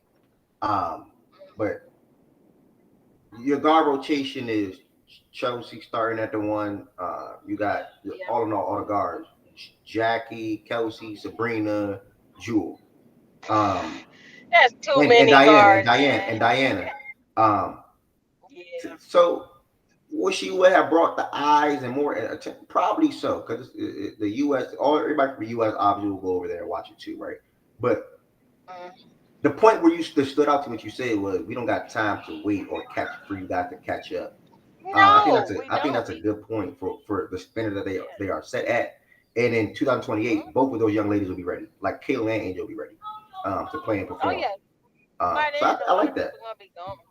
Yeah, I like that. A lot of people gonna be gone, so that won't matter. But even that's a lot of pressure. Like, damn, in 4 years, they probably gonna win gold again this year. So like that's the standard here. We don't lose. So there's no we'll get them next time. Like, no, we don't lose. And that's a lot to put on somebody who only played like 25 games, I think. Like, no, we ain't gonna set you up like that. And it's important to say again, they generally do not pick people that don't go to senior team USA camp. So that is a massive thing. Neither Angel or CC were at it. So, there's going to be opportunities in between now and next Olympics for them to get actual training to maintain that high level of standard that Team USA has. And they'll be ready for 2028. Yeah. A person I wanted to talk about, what's her name? Chelsea Gray. I don't know what, she just can't shoot. All she can do is play make now. I'm nigga, we here watching the games and people think not people because ain't nobody say nothing to me about it though. But not people. I may be coming off as a hater, but her last year is nothing like her this year. Like she looks. The injury might have really fucked her up. She looked broke offensively. With all due respect, she was tough as shit last year. Step back, mid range, knocking down shots, and it's like she's like Rajon Rondo now. That's what I said the other day when we was watching her play. She's like Rondo. She's literally like Rondo now. Like she literally broke all over the floor. I don't know what's going on with her, bro. She don't even look the same. Like she's like she can't even break anybody down for real. So I don't know. Yeah. I don't know. Well, maybe she's forcing it. Asia doing Asia things. Sabrina look good. Nafisa good. I mean, shit.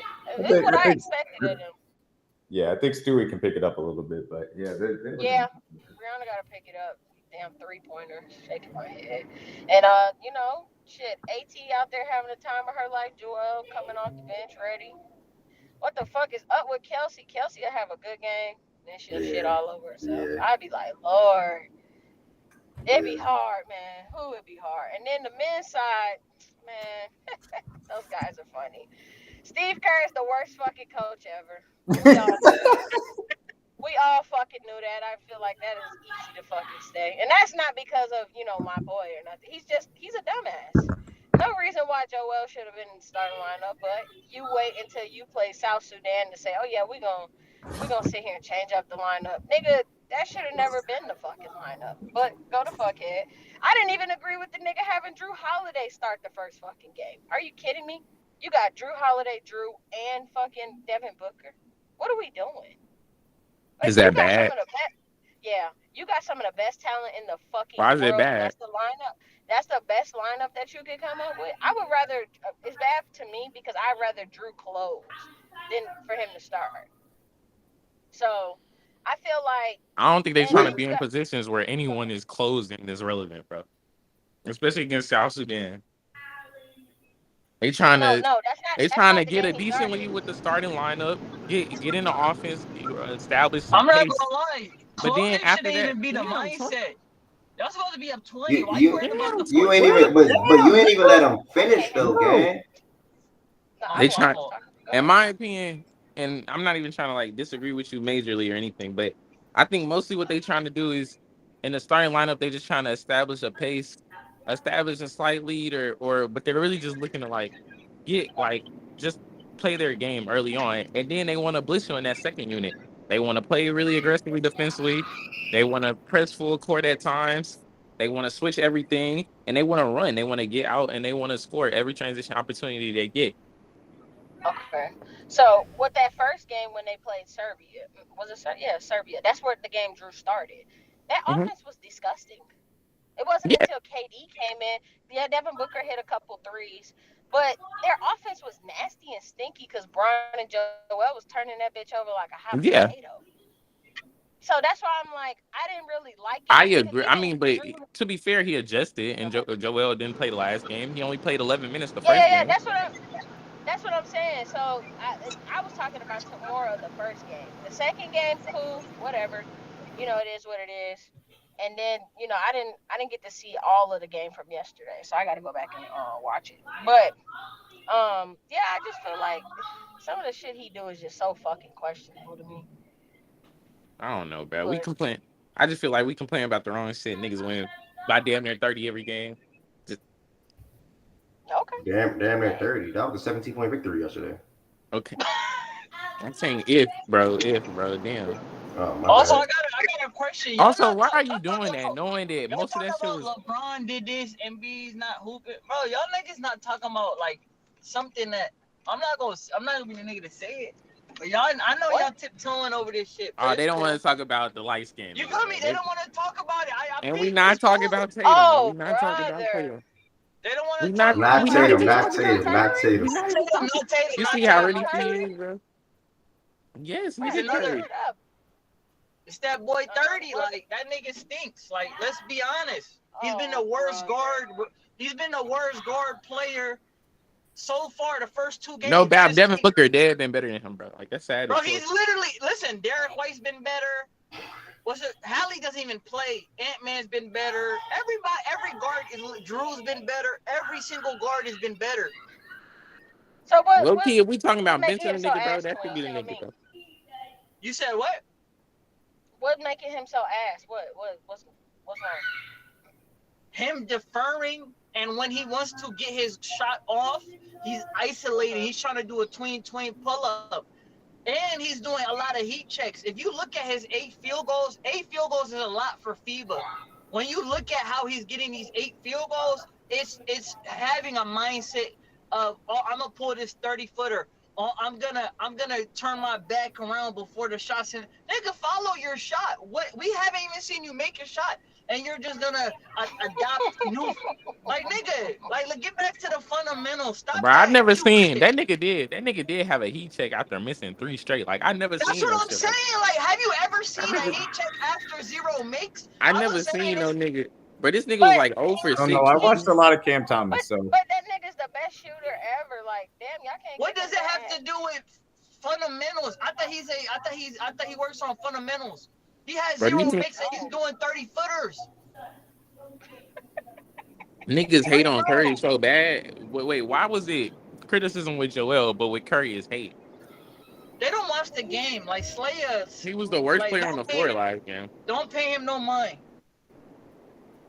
Like his defense, he Okay. literally where we were watching Like the y'all game. niggas South Sudan, hold on, Eli. South Sudan cut the game to 9 points and got back-to-back and ones. You know what Lowe told me? He's a bad defender. We already know this. What? You was telling me he was a positive defender. Wait. So when it's Curry, niggas are looking for shit to complain about. But when it was Joel in exhibition games, the nigga deserved to be deported. Like think about the compare. Think about what y'all was saying about that nigga, bro. Now if we looking for OG, you the supposed games to didn't OG even matter. They weren't even winning. I don't think OG. That wasn't OG though. That wasn't OG doing it. I'm just saying, bro. The Nobody nigga told niggas, deserves hey, to be deported. South nobody. Sudan, hold up. South Sudan was hunting Steph Curry in the fourth quarter.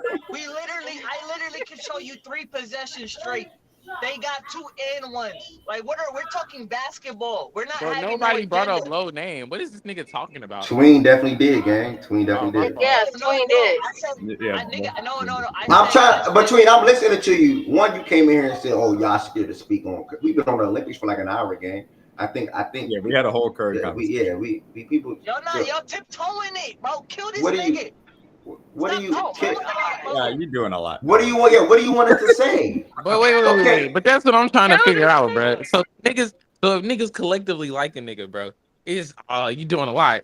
But if niggas don't fuck with He that was nigga, shit. bro, He was I shit. don't wait. If we said he was bad, Eli, we would. He was yeah, shit. but I'm not gonna lie. Y'all niggas didn't just say, damn, bro, Joel not playing well. It was damn, this nigga Joel not playing well. Thank you. Do he need to drop in the rankings? Is his Keep impact that on same winning energy. that valuable? Time out, Like, because no, you said you Okay, don't. yeah, that's Hold fair. on, That's Ev, ain't nobody hold said on, hold on, that. Ev, hold on. Good. I said coming into this tournament, Embiid wasn't in my top 5. I didn't expect him to play well. He wouldn't be in my starting lineup. That was always my criticism of Embiid. I know Steph Curry. Embiid's not in your top 5. No, he's not. Who are the 5 players better than Joel Embiid in 2024, bro? Jokic, Luka, LeBron, KD, and I'm taking Steph over him too. Bro, I'm also taking SGA. Be for real, bro. Be That's my for score. real, I bro. can't take you seriously when you just said Yeah, that. I don't care if you take me seriously. Be for real, bro. So, Like, that's do you not want to even have a what I'm saying. conversation? Like, come on, This bro. nigga Do y'all said wanna have LeBron. hold on. Do y'all want to have a Yo. conversation? Do y'all Y'all want to niggas know I don't Steph even or like Joel, bro. Do Like, y'all want to have a conversation about Steph or no? I think he This is. nigga said LeBron better than Okay, this so then you nigga, don't. bro. Okay. I'm just asking for fairness, bro. Like, We do Wait, want to we have said a Steph convo. played bad. Y'all just showed up. nobody just said showed up. I didn't say Hold that. on, Nah, but Me Eli, and hold on. What do you want us to say, Wait. Eli? I'm What do you not want us saying. to Wait. say? Bro, we not about to have another 30-minute Steph convo, bro. Listen, bro. This is what I'm saying, bro. I'm not saying that niggas have to come on this bitch and shit on Steph. But when this nigga is sitting on Steph in the whole chat talking about, damn, bro, y'all niggas really like dragging it. Like, why y'all talking But about that's that nigga because that they already y'all heard it, calling gang. Embiid slurs We during the already was in games. it. They already Slurs during heard it, The exhibition. gang. reason why we said that in response was because we already said that Steph played badly. We don't know what. Bro, The there is a difference between Steph. Bro, there's a difference between saying Steph You're played not badly and y'all crucifying niggas this damn near nigga. calling it be It's slurs, not bro. the which I Embiid did not slander. do. It's So I don't know Okay, how time that's out. coming to your end. Hold on, What's the Eli point? Twin, hold on. Like y'all Hold are. on. You don't Eli deserve Twin, to hold play on. for the Eli Twin, hold team. on. Eli Never Twin, said hold that on, either. So I don't know. Eli Y'all Twin. got to talk to the people that y'all want to be mad at. Eli That's what I'm Twin. saying. Hold on, Ain't D-Mac. talking to me. Hold on, D-Mac. Hold on. I muted those two fellas because they came up here on like a mission together. It's like they text each other or DM each other like, look, let's go read facts and stats, bring up Curry again. I get it, guys. And Eli Twin, y'all get unmuted in about a minute. If y'all don't like a player, that's cool. I feel like some people in here don't like Embiid too. Because the shit that they were doing with Embiid, with Eli saying, yeah, a lot of people were doing that. Any little thing Embiid do, damn. He bad. He shouldn't be starting and take him out the game. I get it. But Eli, we already were talking about the whole Olympic team. We already were talking about Curry. We already talking about lineup. We already talking about all that shit already. An hour ago. 30 minutes to an hour ago. Y'all coming in on the back end. We'll read by the shift, and I'm not rushing the shift. It's just the AFC West. It's going to be quick. We have D-Mac and myself. We're going to go over the schedule, and that's pretty much it. So that's not to the USA game. That starts in an hour, 13 minutes. So we still on a good timeline. But y'all came in on a back end game again. Eli, the thing that you were saying about Embiid should probably jump in the rank. Nobody in here thinks Curry is top 5 anyway, outside of D-Mac. As of right now, probably D-Mac and Low. That's it. He would be outside of my top 5 for the record. I just didn't name SGA and Giannis. Okay, so only Low probably. I don't even think Low do. Nobody in here right now got Curry top 5. So Eli and Tween, this is directly to you two fellas, and I'm gonna see if Jay would want to chime in too. Okay, Low don't either. Nobody do. To the record as of right now. What do y'all want us to say now, or what do y'all want to say? Like, what is the end of y'all talking point? Is what I'm trying to ask y'all. I'm unmuting both of y'all right now, because I don't see where we going. Honestly, y'all want us to shit on him, and we already say he was bad. So Eli, I'm not. Listen. This is my. I'm listening again. Go ahead. I'm not asking y'all to do anything in particular. I just found it a little weird that it's like everybody was like, "Oh, niggas looking for shit to complain about." Now that it's a player niggas like. No, he just played ass, bro. Who looking for shit to complain about? Okay, hold on. That's the only thing I said was Tweet. weird. Nothing else. Eli. You don't even have to keep talking about him, bro. Okay, that's fine. Hold on. Let me say one thing real quick, bro. You know what? One thing I noticed talking to y'all, people, just hold fact and stat. I'm from Maryland. One thing I noticed talking to y'all, people all around the world, because all y'all around the world, y'all say the word y'all a lot. Like, I feel like that's just so, like, that's putting everybody as an open target. Just say the direct person that said it, because Eli, the person that said what you just said the person that said what you just said was OG. Just say OG. It wasn't just him, bro. Yes, it was. OG said that, then you said something on the mic. Just say OG, because when you say y'all, it be fucking me up and be fucking other people up. Just be direct, gang. Jay, well, we looking at you, nigga. Like, just be direct. Y'all say y'all a lot. That should be fucking me up. This nigga said Joel. Niggas was telling me all Curry gonna cook the hey, FIFA you line can't talk smaller, basketball. The part where you said the fundamental shit, OG, the fundamental shit. We need to go back to watching highlights as a community. But go ahead though, Tween and Eli. What's your endpoint? This where I'm coming from. Listen, Eric, that was my only issue. Wait, no. I want to finish. That was my only issue. And then after that, I was really done. But then I was reinvigorated when this nigga sat here and said Curry top 5. Even saying, oh yeah, I forgot Giannis to SGA. Niggas, he's around you forgot Donovan Mitchell damn near. This nigga not top 10 no more damn near. You forgot Brunson. That nigga forgot. You forgot Booker. Man. I'm keeping it a bit. I'm not thinking about my top 10 personally, but no, we got more money than Booker. Don't do that. He's good. He's chopped, bro. That's what I'm saying. I was saying this shit. He and Brunson talks like real shit. But I think niggas just didn't want. Ev, hold up, Ev. Let me be transparent about why I came on here so aggressive. Mm-hmm. Bro, I'm seeing what y'all saying about Embiid. I'm seeing what y'all saying about Tatum. What y'all saying about Hallie. I just want the same energy. Niggas ain't say shit about Hallie. No, niggas were saying Hallie out of the rotation. He not meant for FIBA ball. Nigga, this is Curry's first year in the Olympics. Niggas was bro. I'm just trying to keep it the same as y'all was keeping it the same with these. We holding them guys to that pedestal. Remember, that's what y'all was saying. So if I do that for Curry, I'm arguing in bad faith. I'm being disingenuous. Nah, that's fair. Bro, you funny as shit. That's fair. You feel me? That's all. I'm gonna be very transparent. That's it. Bro, nigga can't do me how old boy just did you in the chat. Nigga pay $5 to kick Twin. Nigga not paying no money to get me off the stage, bro. I ain't gonna lie. Nigga, that's going in the donations tip. Shout out to Twin. To be fair, $5 equal 5 minutes. Twin. You actually kick that nigga? Yeah, bro, you can't kick him for $5, bro. Come on. What you mean, gang? That's not even no real money. Bro, nigga not. Like, bro, let me hear my dog. That's not even no real money. Let me hear my dog. You know what I can do with $5? You know what I can do with $5, nigga? What you mean? At least, come on. That's a honey bun in the bag of Doritos. At least 10, 15, bro. All right, come back. Honey bun in the bag. Honey bun in the bag of Doritos. What you mean? That's $5. Nigga, that shit not even. Nigga, that's a bag of chips in Arizona at best. But have you seen how Book doing it today? Prices are ridiculous now. H, no funny. You're not a Booker fan though. What's up? Why you keep doing that? Nigga, that shit. Nigga, I'm a fan of Captain America. He is sidekick. I fuck with that shit. You saying he won the soldier? On some shit, bro. But nah, Booker's playing Oh, wait, amazing, nigga. Booker. He's still bad on defense, but shit. Nah, he's not. He He got wasn't the bad on rest of defense that yesterday. shit. He wasn't bad on defense yesterday. About to say he's showing his money, nigga. So, like I can't say that too. I think He getting his game off. Booker, yeah, I'm he's gonna playing put it well. away. It's the ad. Apparently, What's the ad? I'm not gonna lie to you, bro. to stop at Phoenix real quick. Apparently, Nurkic is slimmed up, trying to Bro, I'm work not on gonna his lie. outside game. It's only one good flavor, bro. The Blue Nurk, Monster. Eli, you talking to your background? Or you talking to the stage?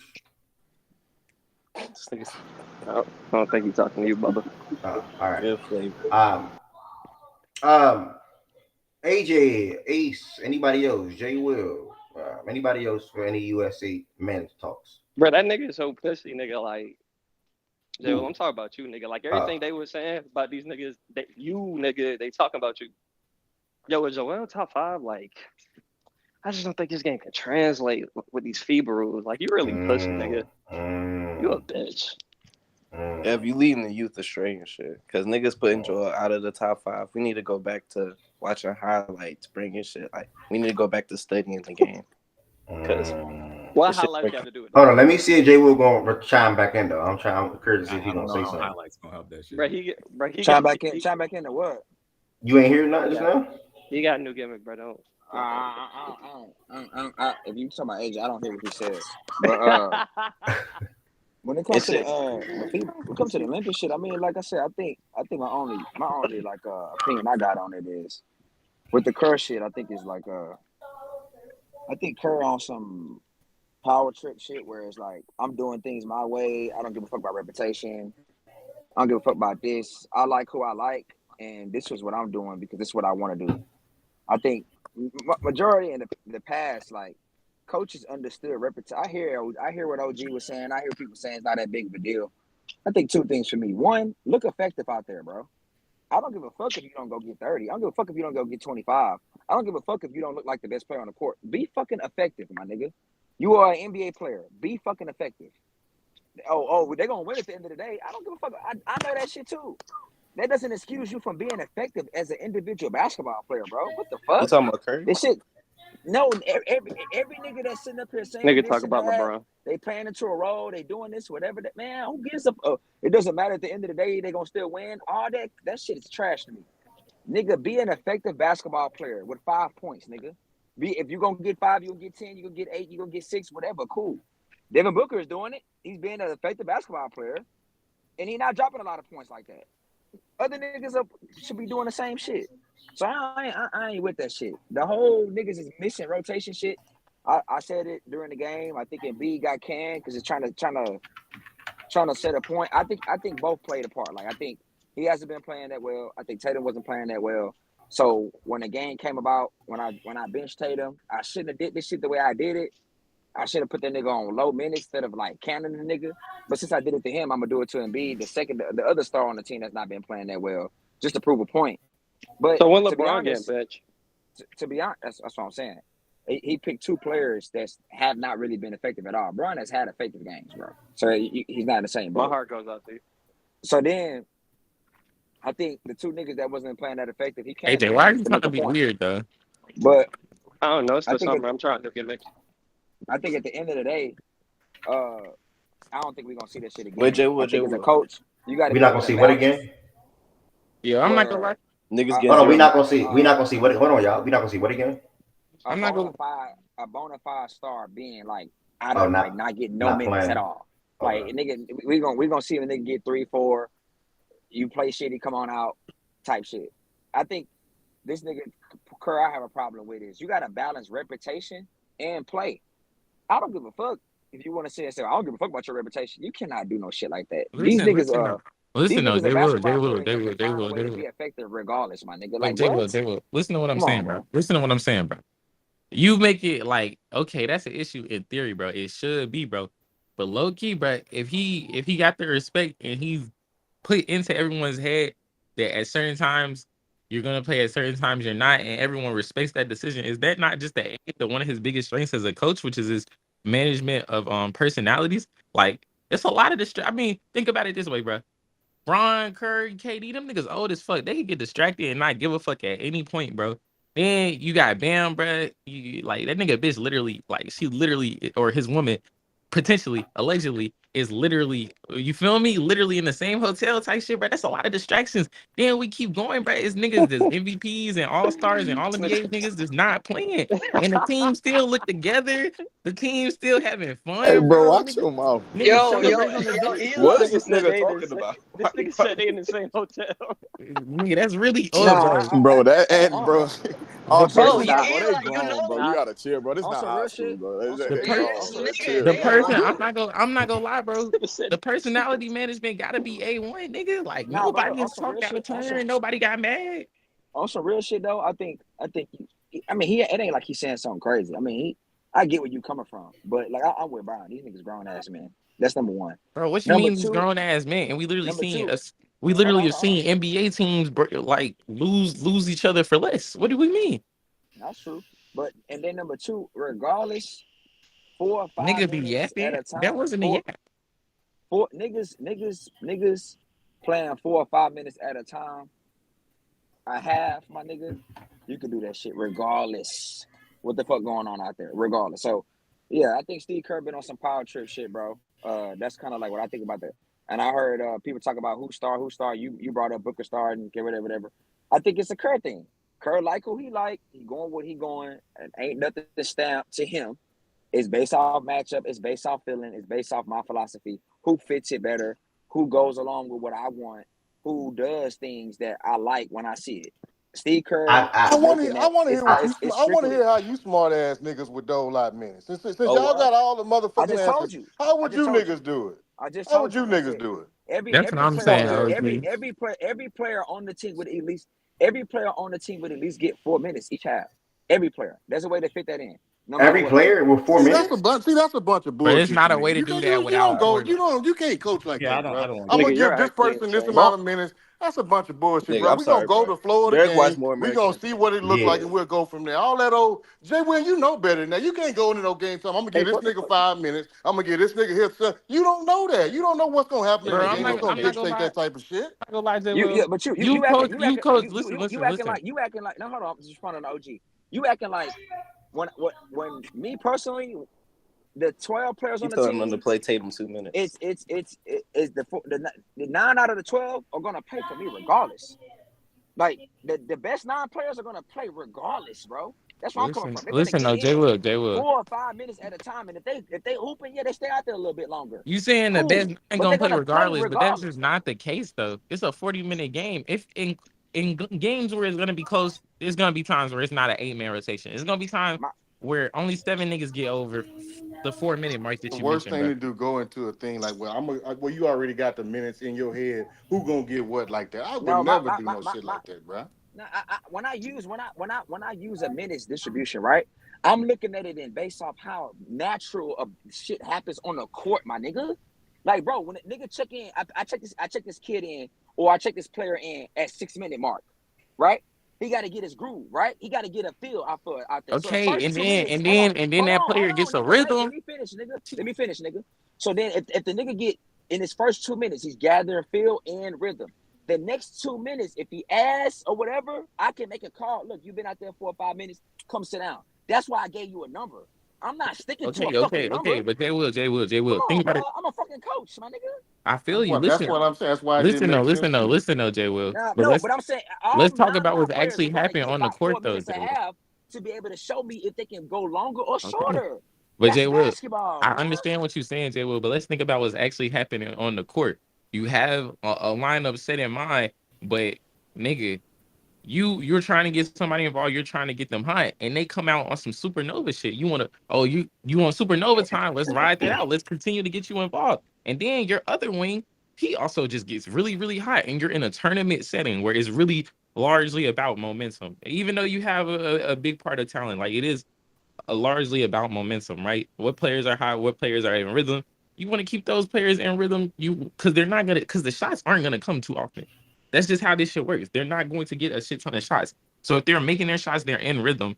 Why would I put them in position where they have to sit for this 6 minute stretch where, KD's made his last 3 or LeBron's made his last 2 or they've accounted for a 15-7 stretch? Why would I stop that so that JT and Hallie can get 4 minutes when Like they're going to have their moments later in the tournament, and I think that they understand that. I don't think it's as big as a deal as we make it. I ain't never agreed with you about something as much as I agree with that statement. I think we making a big deal. These niggas it's already been laid out, bro. There's no way mathematically that everybody's gonna get minutes, comfortable minutes. If it's only a certain amount of minutes, and with all that talent, but you can't do it, bro. Somebody every game gonna get X'd out. I don't know. So That's we're gonna be not talking about this shit every game. Every game we're gonna have to talk about this. And like I said, y'all wanna be cool with it? Be cool with it. That's fine. When I watched Coach K with all this fucking talent on the court, niggas was not getting a bona fide fucking top 10 player was not getting canned, my nigga. It wasn't happening. Who that I'm nigga you throwing talking all about? that shit out the window. If I'm coaching that team, I don't give a fuck about no top 10 nigga. I don't give a fuck about none of that. We finna go play the said game. Joel shouldn't play, nigga. We finna go play the game, nigga. You give a fuck about all that. You niggas telling me y'all watch role players in the Olympic teams in the past get canned. Duh. I wouldn't mind that. I wouldn't mind Hallie getting canned, Derek White getting canned, Drew. Derek White has more money than Tatum, nigga. I wouldn't mind that. But then you telling me a bona fide star get canned and you could justify I'm not gonna lie, bro. I don't give a fuck. To me, when you in this setting, all that bona fide star shit go out the window. I don't give a fuck about all that shit. Means nothing to me. If you talking about Olympics, Derek White is fucking stupid. You got this accumulation of talent. I don't give a fuck about no bona fide star, no top 5, no tier 1 nigga. I don't give a fat rat's ass about none of that, nigga. We finna go win the game. And whoever ain't down with that, nigga, if you worried about your minutes and how much you gonna play and what it's gonna look like, stay your bitch ass at home, nigga. That's all I got to say. Stay your ass at home. Like I said, you give can me 12 niggas that want to go up there. Yeah, I'm not. All that shit means nothing, bro. All that means nothing. Like I said, you can justify the Steve Kerr shit because the shit. This is the first time it ever happened in history. So I mean, you can have it, have fun. Toot your motherfucking horn, nigga, because guess what? Ain't never happened. Yo. Let me interrupt this right quick. Jay Will. I see what you're saying, Jay Will. So so are you saying you want to see everybody get PT? I'm letting niggas know. You can pump your motherfucking chest all you want because this is the first time it fucking ever happened. Straight up. Okay. Coach K didn't do this shit. All the coaches in the history have not done this shit, bro. That don't mean it's wrong. Yeah, we not just because a lot of other niggas ain't do it. That don't mean nothing. And no one said, and I never said this shit was wrong. I said I would not do it. Okay, well, there's no right or wrong, right? There's no right or wrong. No one's talking right or wrong. No one's talking whatever. I think, to me, it's a bad look. Are we sure Coach K didn't do this? I'll be damn. To me, I don't know. That seems so distant. That's I'm not genuine, gonna fact check right? this nigga, so we sure. I'm doing it right now. Listen, okay, bro. Go look at the top. Listen. 2016, they played Australia. It was a close game. Let's look at the niggas that. Okay, so the niggas that actually played, KD played 30 minutes. DeAndre Jordan played 20 minutes. Kyle Lowry played 16 minutes. Kyrie Irving played 22 minutes. Paul George played 17. Carmelo Anthony played 34. Draymond played 12. The niggas that did not play over 10 minutes, DeMarcus Cousins played 9. DeMar DeRozan played 3. Jimmy Butler played 6. That didn't sound. Well, maybe DeMarcus. Nah, what year was that? No, low. It doesn't matter. It doesn't matter. I don't think there's anything egregious. Everybody got on the court. Boogie might have been washed. They got a couple. Nah, he wasn't. Hell no, he wasn't. Boogie wasn't washed up yet. Nah, he wasn't. It doesn't matter. Everybody got on the court. He was never home. Nigga said, washed in 2016. That nigga just never had a career then. Fuck. No, nigga, his shit was grits by 2019. What the fuck? Like he was asking. I don't think. Okay, listen though. That's all I had. Listen though. Same year against Serbia. Because I'm just fact checking you. I'm not. It's not like I know this shit off top. Okay, everybody. No. Everybody got decent minutes. Everybody got decent minutes. And it was a relatively close game. Let's go with another close game against France, 100-97. What were the minute distribution like that game? Nigga, pull up a game where Jimmy got 6. Draymond got 6. Everyone else played over 10. Okay. Hold on, wait. Let me ask you. You might have cooked, bro. No, he didn't cook. Hold on, wait. We got his ass. Nigga said we got his ass.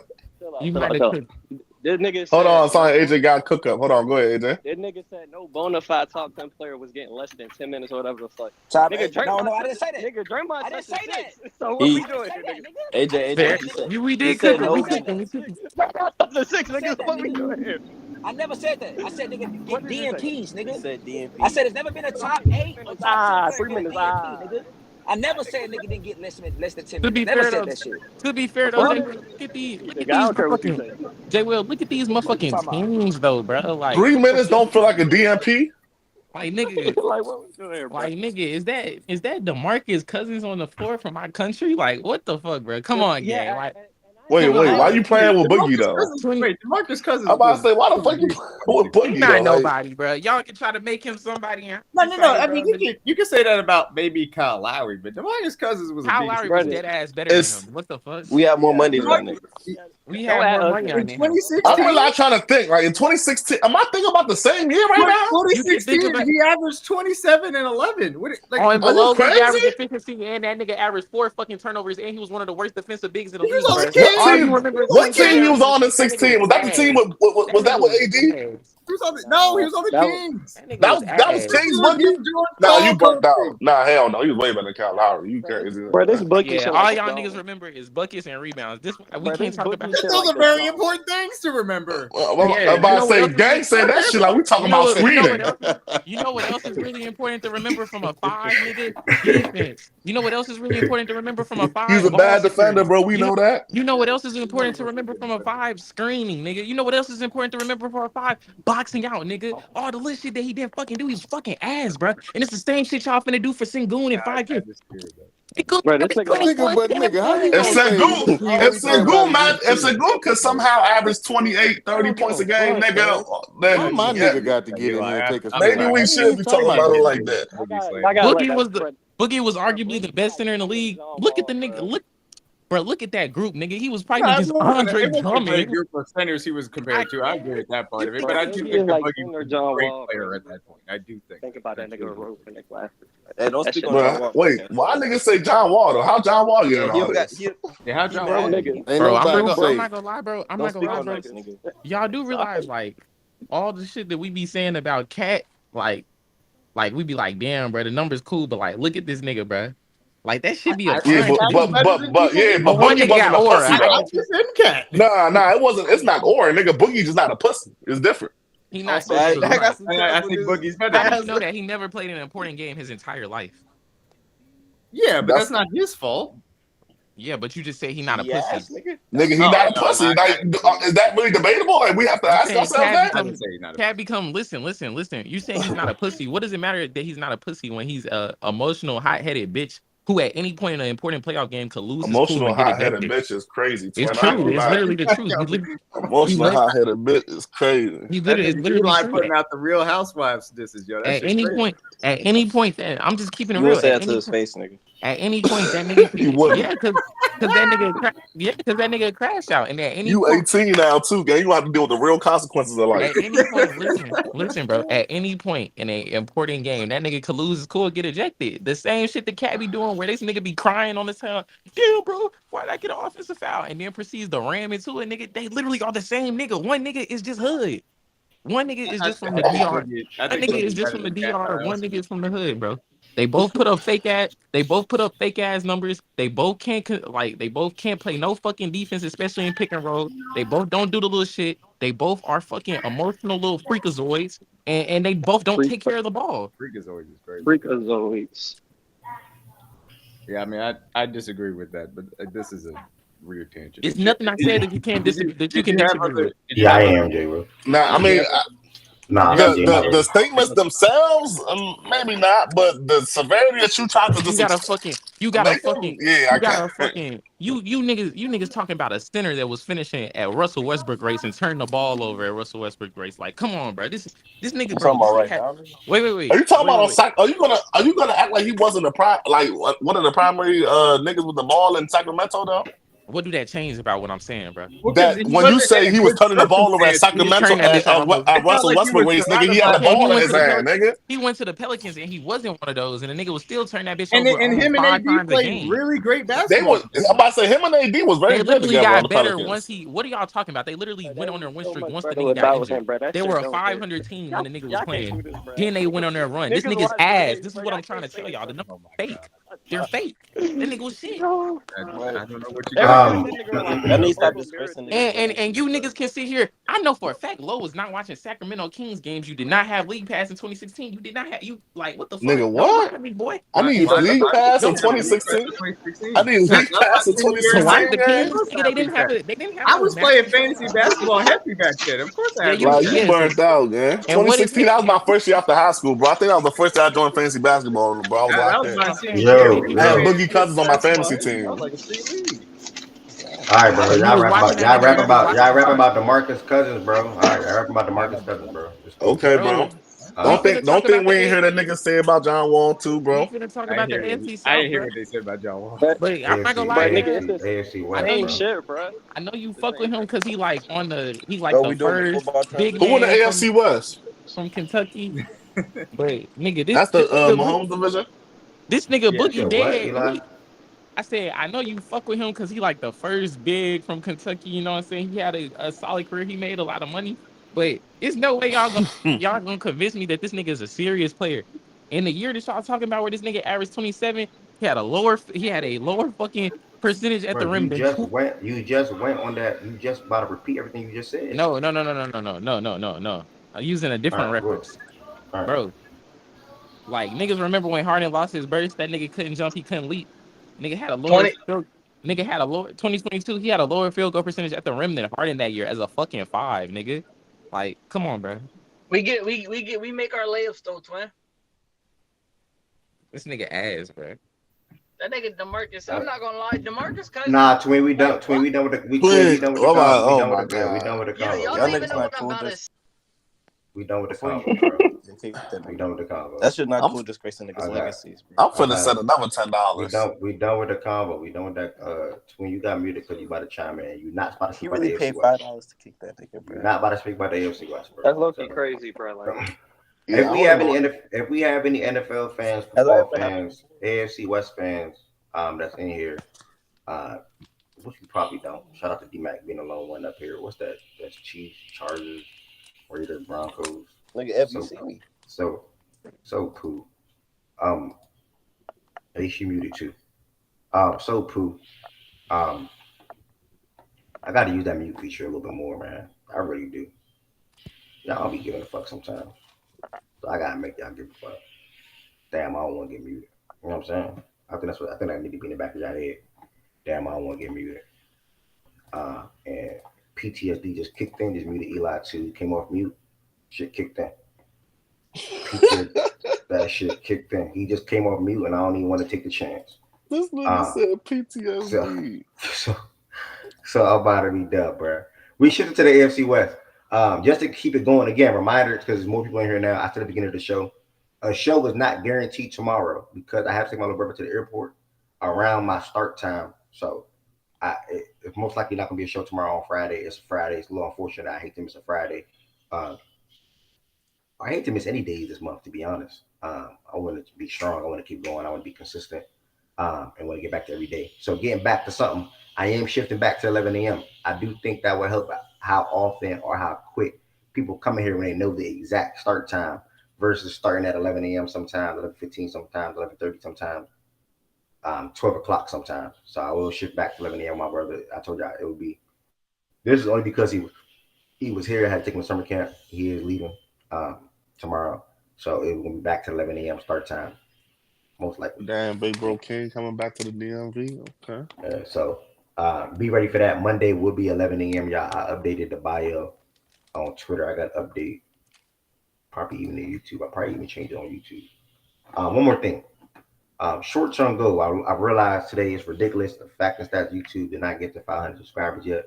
So I will be heavily promoting that over the next week or even definitely doing a show on a day-to-day basis. If you do not subscribe to Facts and Stats on YouTube, click that link right there and help me get to 500. I'm 11 subscribers away.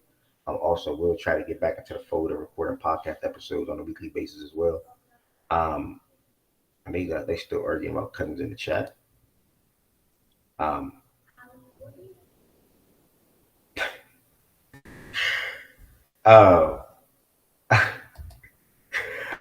yeah.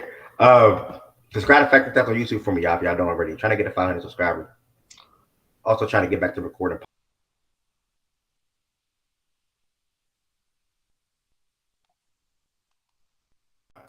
I refreshed the screen, kind of burnt out moment. Also trying to get back to recording podcast episodes on a weekly basis too, and trying to host some shows strictly at the primary source on YouTube. So be on the lookout for that. Subscribe.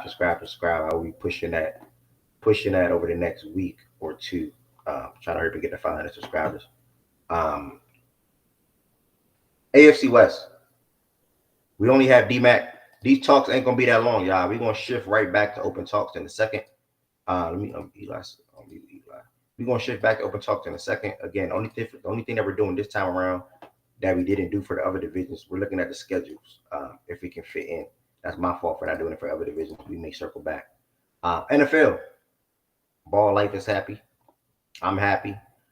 Process came here today happy. This is the first day. I mean, we have football every single Thursday from here on out up until like February. Starting next week Sunday, we have football every single Sunday up until February. Blessing. This is a blessing. I'm a chime in on the game, so watch it a little bit because I'm excited to watch football. Personally, Caleb Williams is not playing, obviously. Not obviously, but Caleb Williams is not playing, but that's okay. I'm still going to watch it. Starting at 8 p.m. Eastern time to make some money for sure. Not on preseason though. Look at BJ. BJ talking about some Bears money line. I don't know about that. I don't think I'm going to be crazy enough to bet on preseason football today. If anybody want to bet though, the Bears are underdogs. You can put some on the Bears. You can make some money. I don't know if I am though. Probably not. Caleb Williams not even playing. Yeah, PJ addicted, bro. Yeah, he's not playing. Like, who is he about? Does he even know the name of the quarterback? Like, nigga, you don't know the third string quarterback name, bro. Like, bro, what? Who is he about? He don't even know who he's gambling on, bro. He's just gambling and gamble, bro. That's actually an addiction, bro. Like, yeah. So I don't know, but as far as the AFC West though,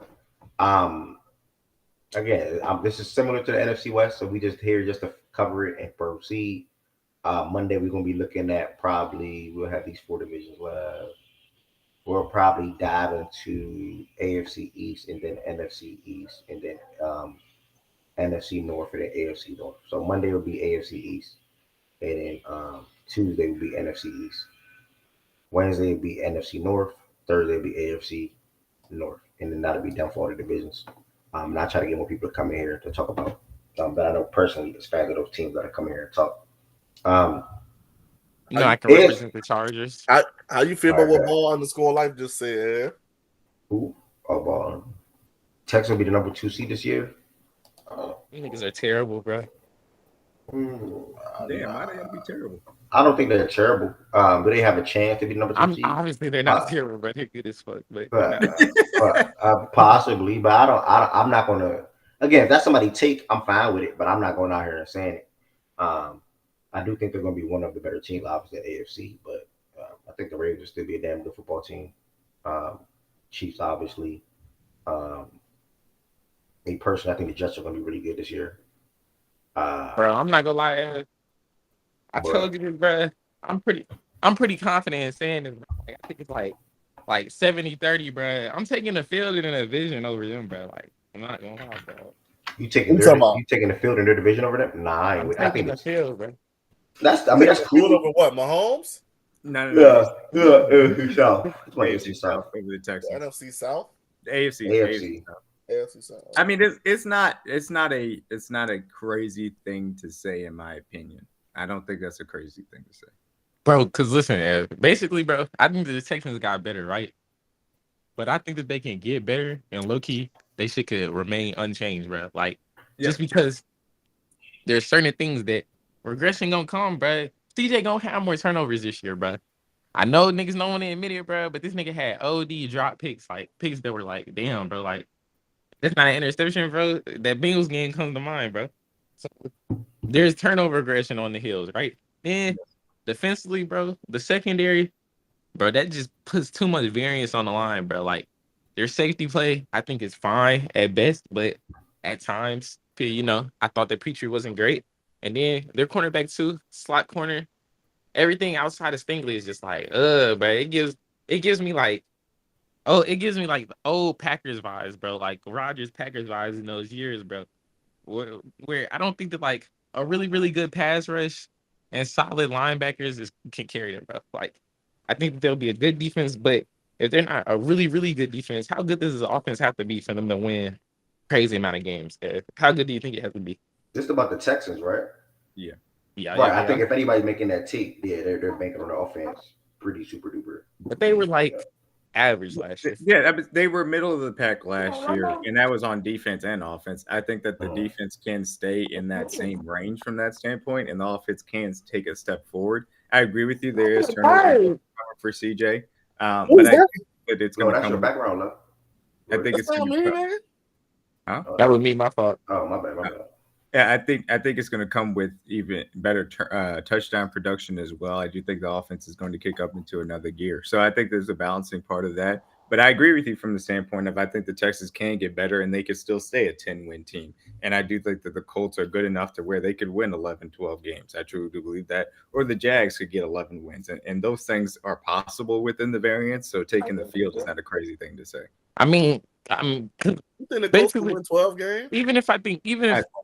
Basically, what that implies is that you think the percentage chance that the Texans win is lower than like 51%, or even 51%. Right. There's margin for error there, but like it's in the they could be the highest team, right? You could think that the Texans have a 35% chance of winning the division. The Colts have a 25. The Jags have a 25, but that still leaves, and I don't know what number that makes up for the Titans. These are imaginary numbers, but that still leaves up a higher percentage for the field. I'm gonna just bet on the field rather than them, bro. Because I mean, if that's the bet, whether I want to take the Texans or take the field, shit, Jacksonville Colts. I'm looking up the I'll odds. probably take. I ain't gonna lie. I'll take the Texans. I ain't gonna lie. So like the Colts are plus 310 to win the AFC South. The Texans are plus 100.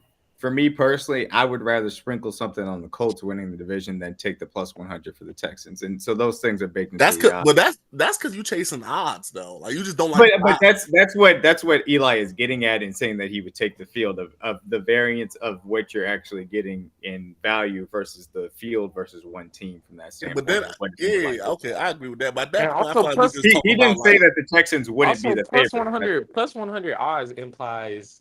What does that imply? That implies basically the 35 number that I just said, right? Yeah. Nah. What? Plus 100, that's like a 50-50. They basically feel like it's a 50-50 that the Texans. No, plus 100 is not 50%, bro. No, when you have four possible teams, you have them at plus 100, then it's about a 35% chance that you say that they win the division. Okay, I'm with you on that. I still feel like we change at that point. What the statement Eli made is like a value thing. Like if you took away all the odds and shit, you just said who you think is going to win this division right here, you're going to choose the Texans more than likely. I mean, if you're not, then you're not. I don't know, but he said Texans versus the field though. But if you pick one team, yeah, Texans should be the favorite. I like the Colts a lot, bro. But I mean, there is some variance in picking them, so that's the only reason. Oh yeah, for sure. I have some confidence they'll win, but if I'm got you in a single or a double, okay. But in the context of like them winning, like I think that the Colts will win. That's my own personal take. But if I'm being objective and I'm discussing it, then I have to say that in my mind the Colts are still the favorite because there's uncertainty with them, right? There's uncertainty with the Colts because their quarterback could be injured or he might not be as good as I think. Like there's a lot of stuff going on, even though they're my pick. But I still think that the Colts or the Jags combined have a better chance of winning the division than just the Colts singularly. So y'all think the AFC South has a chance to kick out 3 10-win teams? You said what? So y'all think the AFC South has a chance to kick out 3 10-win teams? Probably not. But yeah, because we 9 y'all said 10, 10, 11, 12, whatever.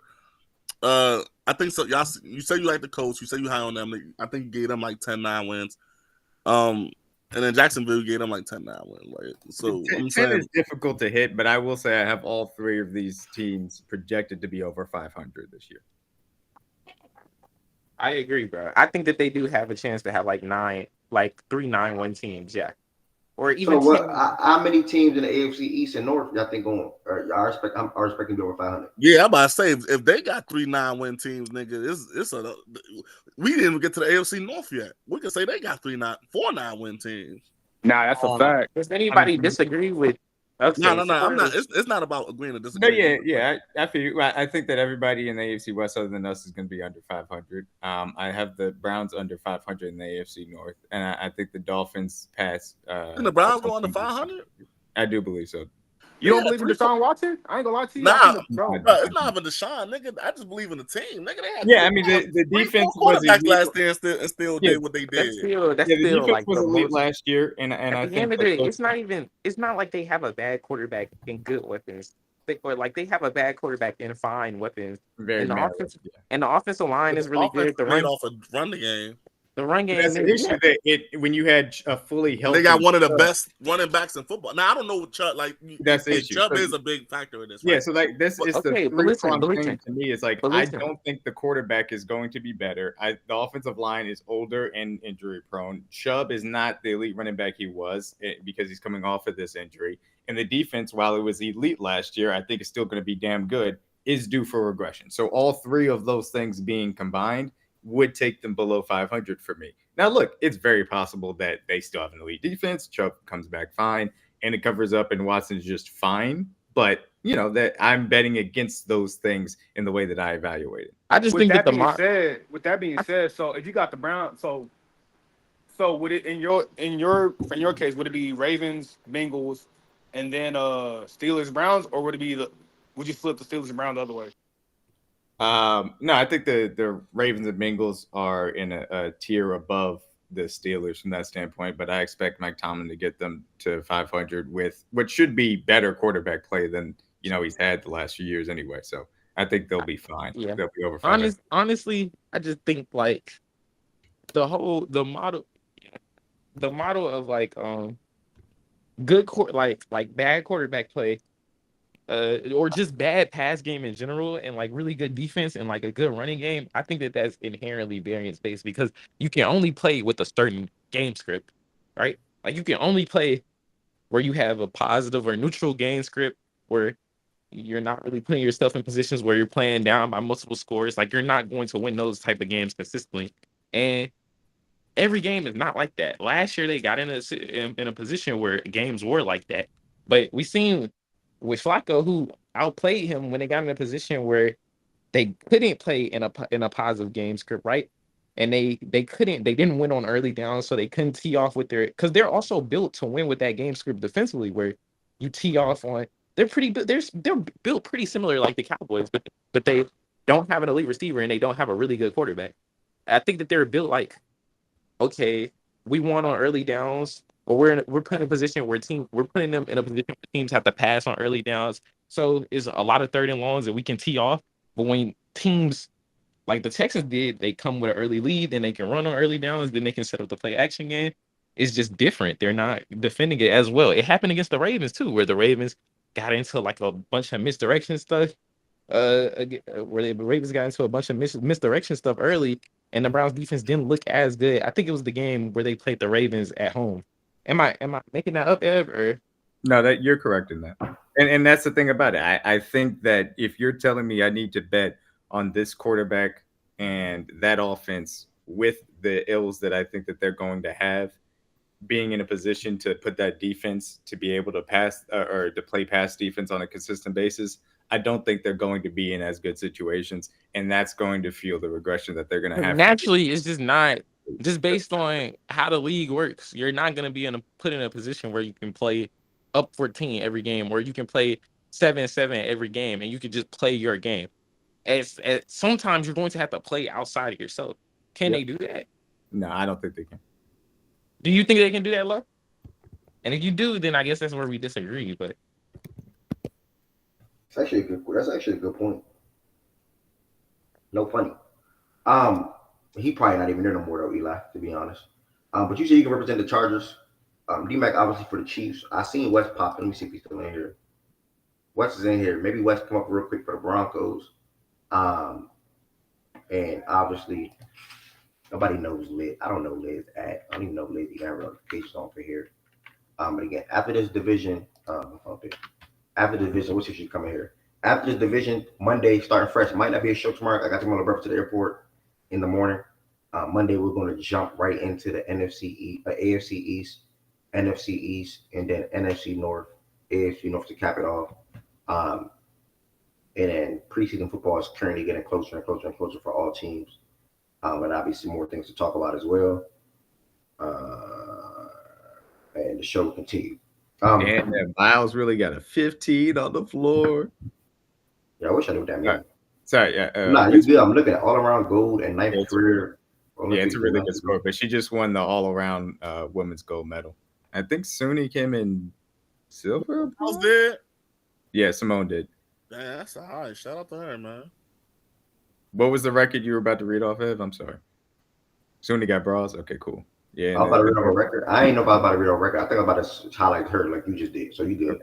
And shout out to the Brazilian that won silver. For those that don't know, blacks in Brazil, specifically as it pertains to gymnastics and their athletes, is a big story. So for them to have, I think they came in silver in the team, and for her to take home the all around silver is also a big thing for them too. So, but yeah, so Simone and go. Thanks, brother, for giving us that intel. Reminder, I'm happy, man. We got track and field coming up. Oh shit, I'm excited. Why playback? Don't have to watch that shit. Reminder: 27 minutes, 26 minutes. We are watching a U.S. Women's basketball team take on Belgium, whatever. So stay tuned, stick around for that game, or even come back for that game. You can't see the screen. You want access to the screen, I may be able to hook you up. So be on the lookout for that. AFC West, though, we got 20 minutes or so to speak on this real quick. We're actually going to start with D-Mac. D-Mac is what I'm about to say. You guys are fresh off of winning the division again, obviously winning the Super Bowl again. This is one of the, with all due respect, this is one of the weaker divisions in the league. Nothing to do with you all. You guys handle business. You guys take care of business regardless. And you guys have nothing to do with the Chargers not being able to live up to expectations. The Broncos trending down, and the Raiders just being the Raiders. You guys got nothing to do with that. Hey, D-Mac, while you explaining, gang, I just want to ask a question. See if you ain't even let me get to where he. You right. I mean, go ahead, bro. My fault. You just cut. No fault. When I called his name, bro, and you just stopped, I'm like, damn, I did. I just cut bro off. I'm like, damn. What he say? But then you stopped. I'm like, I fuck with you, so I ain't even care. I'm like, damn, though, like, what the fuck? Answer my question. I did just cut gang off. Nah, I ain't hear you. I don't think he heard you. I don't think he heard whatever your question was. What happened? Who you ask a question? Oh no, I was gonna ask you, like, cause bro, obviously, bro, like, it's not really much going on in this division, bro. But I was gonna just say, as a Chiefs fan, like, who do you feel like is the, I guess you could say, biggest threat, or basically who's fighting for number 2 spot? Let's call it that. Let's say who's fighting for number 2 spot. Who you think gonna take the number 2 spot? Yeah, no, I think the Chargers are in a really good position. They're going to have their offensive line be the engine of their team. And look, that's exactly how John Harbaugh wants to. Jesus Christ. Fuck. Jim Harbaugh wants to build their team. And that's why Are we talking about the Chargers? Yes. He asked who I thought was going to be in second. And so I think that is going to fuel what they should have is a really good run game. Greg Roman, generally speaking, has never had an issue in coordinating a run game. I'm concerned about Greg Roman. Okay, shout out. I know Ed remember. That brings back good memories. I think they got 2 running backs. They got 2 good running backs though, but fuck them. I think they'll be really good from a run game perspective, and I think Justin Herbert is good enough to make the 4 or 5 plays a game that they'll need to overcome, the Greg Roman offensive scheme concerns that I have in a pass game perspective. So I think they'll have a good, a solid to good offense, and the defense. We'll see. I think that there's an outcome in which it's maybe middle of the pack, but I think that'll be good enough for them to get in second place. But that also kind of goes with I don't have a lot of belief in the Raiders or Broncos from that perspective. So Yeah, honestly, in turn, bro, I don't think it's we'll see, bro. I think we all know the Chargers defense is pretty horrendous. Uh, like especially in the secondary, the linebackers aren't great. Especially after losing Kendricks, who I thought played relatively well, at least relative to the rest of the defense. The line is good enough. But I think their team is kind of betting on that variance that we talked about with like playing with a positive game script because, like you said, I mean, you can talk about how archaic his pass game concepts are, but he does know how to design an elite run game. Like they're going to be a top 5 wrestling attack as long as they have those backs or whatever offensive line, like league average, and like his run Reese, design, what's the they're going word? to be. Reese. You said what? Nah, somebody on YouTube. I was telling them what's the word. Go ahead, oh my bad. But yeah, bro. So like they gonna be a good run attack, and you know how I feel about Herbo, but like we're really coming for our number 2 Who spot. they replace Eckler with? They got Gus Edwards and J.K. Dobbins. And I will say, since I don't think I'm going to end up playing in any fantasy leagues with you guys, I think Kamani Vidal is going to end up leading this backfield because I don't fully believe in the health of either one of those two guys. Kamani who? Vidal. And I really liked him. Honestly, I think that, in all honesty, their passing game, like in straight drop back, it should be mid. But I do think that Herbert is the type of quarterback that where he can carry mediocre units, even though like last year that definitely wasn't the case. But last year he spent a lot of the year injured, right? Like, I mean, he literally broke his finger and then he starts to get back a groove and then he gets hurt for the rest of the year. The first couple of games, I mean, he was undoubtedly playing like arguably the best quarterback in the league before he broke his finger. And that's not to say that he's better than Mahomes or he was better than Mahomes or whatever. That's just the level of play was pretty impressive from him. And I think that if they're not one of the worst straight drop back pass games, their play action should be solid. Their running game should be solid. They should be a good offense. They should be a top 10 offense. The defense, though, will be kind of ass. But if they can win like 8 games, they should end up second. And if you can win 8 games, you can win 9 or 10, bro. Just getting lucky. So this is the first year in a rebuilding year. Hopefully, or not a rebuilding year, but a retooling year. You want to get off of some contracts, which they did. You want to get your identity in the building, which they did. And yeah, I think this is just the year where they'll build off of after this year. This is the first step in the right direction, in my opinion. Fair. Giving them around 8 to 9 wins. My question to you now, Eli, and I'm going to circle back to the Chiefs and D-Mac, but while we're on the Chargers, you're expecting the Chargers to be second in the division. Who do you think is going to be the breakout player in this division? The breakout player in the division. So from any team? Yeah, any team.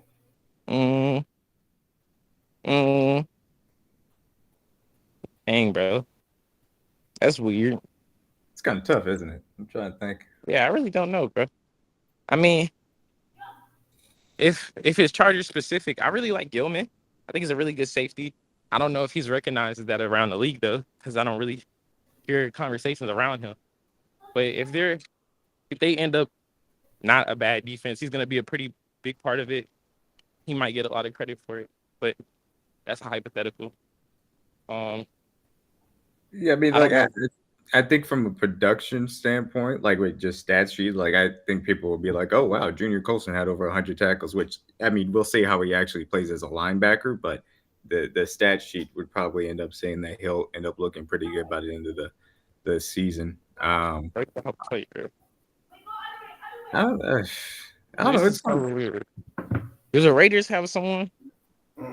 Not off the top of my head, because their guys are pretty well established. Obviously, I think their defensive line is going to be pretty good now that they brought over Wilkins to go next to Max Crosby.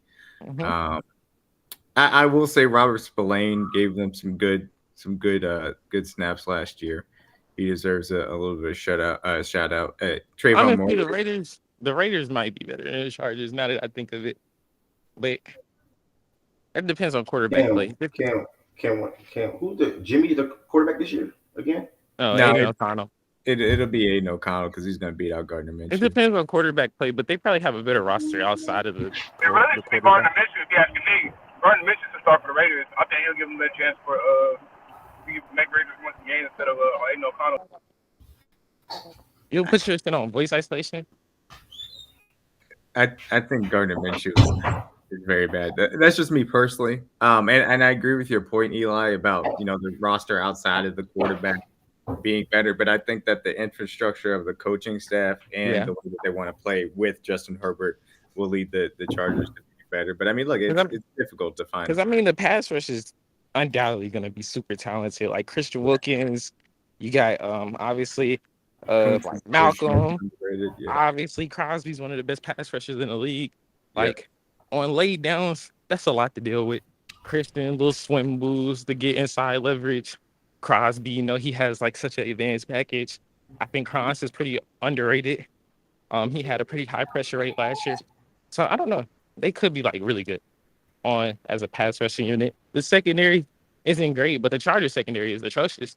And the weapons are honestly better than the Chargers, like undoubtedly. They have a real number one. They have a Y who can win at the catch point. Two good tight ends from that perspective as well, obviously. Yeah. But yeah, I mean, it's kind of tough. I mean, for us, one guy that's really going to have to play a key role is going to be Shamari Connor. We saw him in limited work after Brian Cook went down, and he really stepped up big time for us as a safety. And we're going to use him in a Honey Badger-esque role where he's going to be in the slot. He's going to be in robber roles. He's going to be split safety. He's going to have a lot on his plate, and Spagnuolo is going to trust him to do a lot, and he's also going to be blitzing at times too. But he seems to be well equipped to do that, and I like what I saw of him last year. So he's going to have an increased role, and we're going to see him step up into that as well, from that perspective. Say that name again. What's that safety name again? Shamari Connor. Shamari Connor. I mean, y'all pretty much know the guys on offense for us. So there's not really anything. Though I have said this, there is a chance that I think Hollywood has a career year with Mahomes, best offensive system. We'll see about Rashee Rice's suspension, and that can affect it a little bit. But I do think that he leads this wide receiver room, and there's a chance that he gets the targets to lead or have his career best as far as yardage is concerned. But it could be Rashee Rice. What do you think is the high? He had a good game for Buffalo. You're saying will Rashee be a breakout though? No, I mean I don't think Rashee would be a break. He had 900 last year, so I don't think he gets 1,000, but it's possible. But I wouldn't. Second half of the year, I mean, he was pretty established. Like, he was great. Yeah, winning across the middle, doing the yak stuff. Yeah, absolutely. There's a world in which he is because what Hollywood and Xavier bring to the table, and now stretching the field and allow him and Travis. Yeah, I think he's their best. Honestly, I think he's their best receiver. Is that a hot take? He might be their best, just like isolating for third down. Every down, he's probably their best target, and that includes Kelsey. But Kelsey's. I wouldn't put him over Kelsey, but I don't think it's a hot take to say that he could be our best receiver. I don't know. I'm expecting He's the best receiver on that team right now. Yeah. Receiver, wide receiver. They don't really, are you they don't really have a, they don't really have a receiver with a they don't really have a receiver with a complete skill set, but they have like a basketball team of receivers almost where it's like a bunch of different people fulfill a role. Right. Obviously, Rashee wins over the middle. He's the yak guy. You have your more traditional vertical spacing X who you expect to win. And then you have this Y who's gonna be emotionalized, who's not you don't ever want him to see press releases or whatever, but he's gonna kind of be able to do what both of those guys can do if he gets a free release. So I mean, good players. Yeah, that's it. Yeah, we got obviously speed off the bench and Mecole, and Justin Watson was solid for us as far as being able to run some outbreaking routes as well. So those are I like that our wide receiver room is a lot more balanced this year, certainly. And I love what I saw out of Rashee Rice last year. But no, I think he could easily lead this wide receiver room in production. He came on in the playoffs. Mahomes really trusted him, and there's going to be a lot more room for him to work with. Do you think Worthy's going to have an immediate impact? Or Yeah, I was going to ask Worthy a question too. Yeah, I think he is going to have an immediate impact, but I also have him pegged as the fourth target in this offense. But his speed is Who's automatic. number one? Who do you think is going to lead the team in targets? Kelsey. We'll see, bro. This is something we got to track, bro. I genuinely think it's going to be Rasheed. And I'm not calling you crazy from the standpoint of this. Is that there's a chance that they scale back Kelsey's work during the season, and Rice is the guy that ends up leading us in targets underneath. Like that is within the realm of possibility. But I just wouldn't project it personally. But projected in the sense that that Kelsey would end up behind him. But no, Worthy's going to have an impact for us. He has the ability to get on the move, play out a bunch sets, again immediately stretch the field with game breaking speed. We're gonna be able to get the ball in his hands. So I'm excited for him and what he can bring to the table as the fourth option in our offense. And just him stepping on the field immediately brings people. Have to get into that backfield. That's a key thing. Okay, early on, when Rasheed isn't on the field, does it not worry you that nobody, like you're kind of in a position again where nobody outside of Kelsey can be pressed? If I hadn't seen, Andy Reid for a long time be able to get wide receivers into advantageous positions, then yes. But fair. That's something that I trust him. That's to a nitpick. to expose him to. No, yeah, but it's an understandable one. And I also will say, like, Xavier Worthy, I know everybody's reacting to the camp clip, but Xavier Worthy at college did just fine for press like that. And again, it's college guys, so it's something to be taken into account. And he is still very light in the ass, and that's something that is a weakness. But I'm not terribly concerned about the Xavier Worthy press thing because of the situation he's in. Yeah. Bears. I like it. Sleep, bro. I literally would. Now that never. Where's Eli at with that background? But so again, understand the division already. I think you went over the schedule in here with us already. So I'm not gonna redo that. As far as the Chiefs, Broncos, really it is what it is around them. Not really much to say for me. You obviously draft Bo Nix in the first round. You have Zach Wilson. Seeing what they're going to do with that in that department. Javonte will be obviously more healthy this season. They traded Jerry Jeudy to the Browns. So the wide receiver room was looking like Troy Franklin, who they just drafted out of Oregon. Cortland Sutton, obviously. Or Joe Humphrey, who they got from New Orleans, and Marvin Mims, and etc. Tight end is good. I like Greg. Their team is their team, bro. I don't think they really have much expectation for the Denver Broncos. They swung for a big fish in Russell Wilson, panned out to be, not a successful move for them. Really, that trade paid big dividends to the Seattle and their future. So Broncos are the Broncos. I'm gonna leave it at that. I don't really got much to say. As far as the Las Vegas Raiders, new full-time head coach came in the middle of the season. Brought a spark, brought energy to that team. Shout out to Antonio Pierce. Zamir White, I believe him and Madison be splitting running back duties. I like Zamir, big fan of Zamir, tough running back out of Georgia. Right now, looking like D-Mac just said, probably going to roll with Aiden.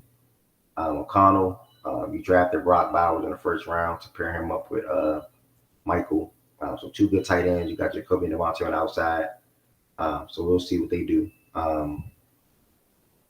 Really, man, just a cheap division to lose. Obviously, not really much to say. The Chargers, Quinn Johnson, first round pick last year, continued to struggle in training camp right now. Struggled last season. Drafted a wide receiver in the second round. You move on from Keenan Allen, you move on from Mike Williams. So things are gonna look pretty different in LA, bro, especially offensively. You move on from Austin Eckler. So you still have your main guys and Mack and Bosa and Derwin and Asante and et cetera on the defensive side. But offensively, it's going to be a really new look offense with Gus coming in, JK coming in, Ladd coming in, and a new head coach. Are you talking about the Chargers, right? Yeah, Chargers too, yeah. What are your opinions on the win total or whatever? What was it, 8 last year? I think. How many did they win? 5? 5. I think 5 and 12. 5 and 12. Sorry, 5 and 12 last year. Man, They're obviously going to more game with the Broncos. I think the Raiders and Chargers will be neck and neck when it comes to the win department. I got both of those teams being between 6 to 8, 7, 8. Both of those teams right there being in that ballpark. I really think the Raiders can stay within that 8 range. If anything, the lows could be 6 for both teams, but not under 6. Lows team win totals both teams will be 6, but not under 6. If you had to put a percentage chance on them making the playoffs, what would it be? 0. 0? You I don't there's think no way the Chargers make the playoffs? no, and I'll be willing to be wrong about this, bro. I think only one team in the AFC West make the playoffs. I think only one team in But the 0 is a little wild, bro. No, it's not. No, it's not. That's me being completely honest. Nigga, And I think just by playing, you get at least a 1% chance, bro.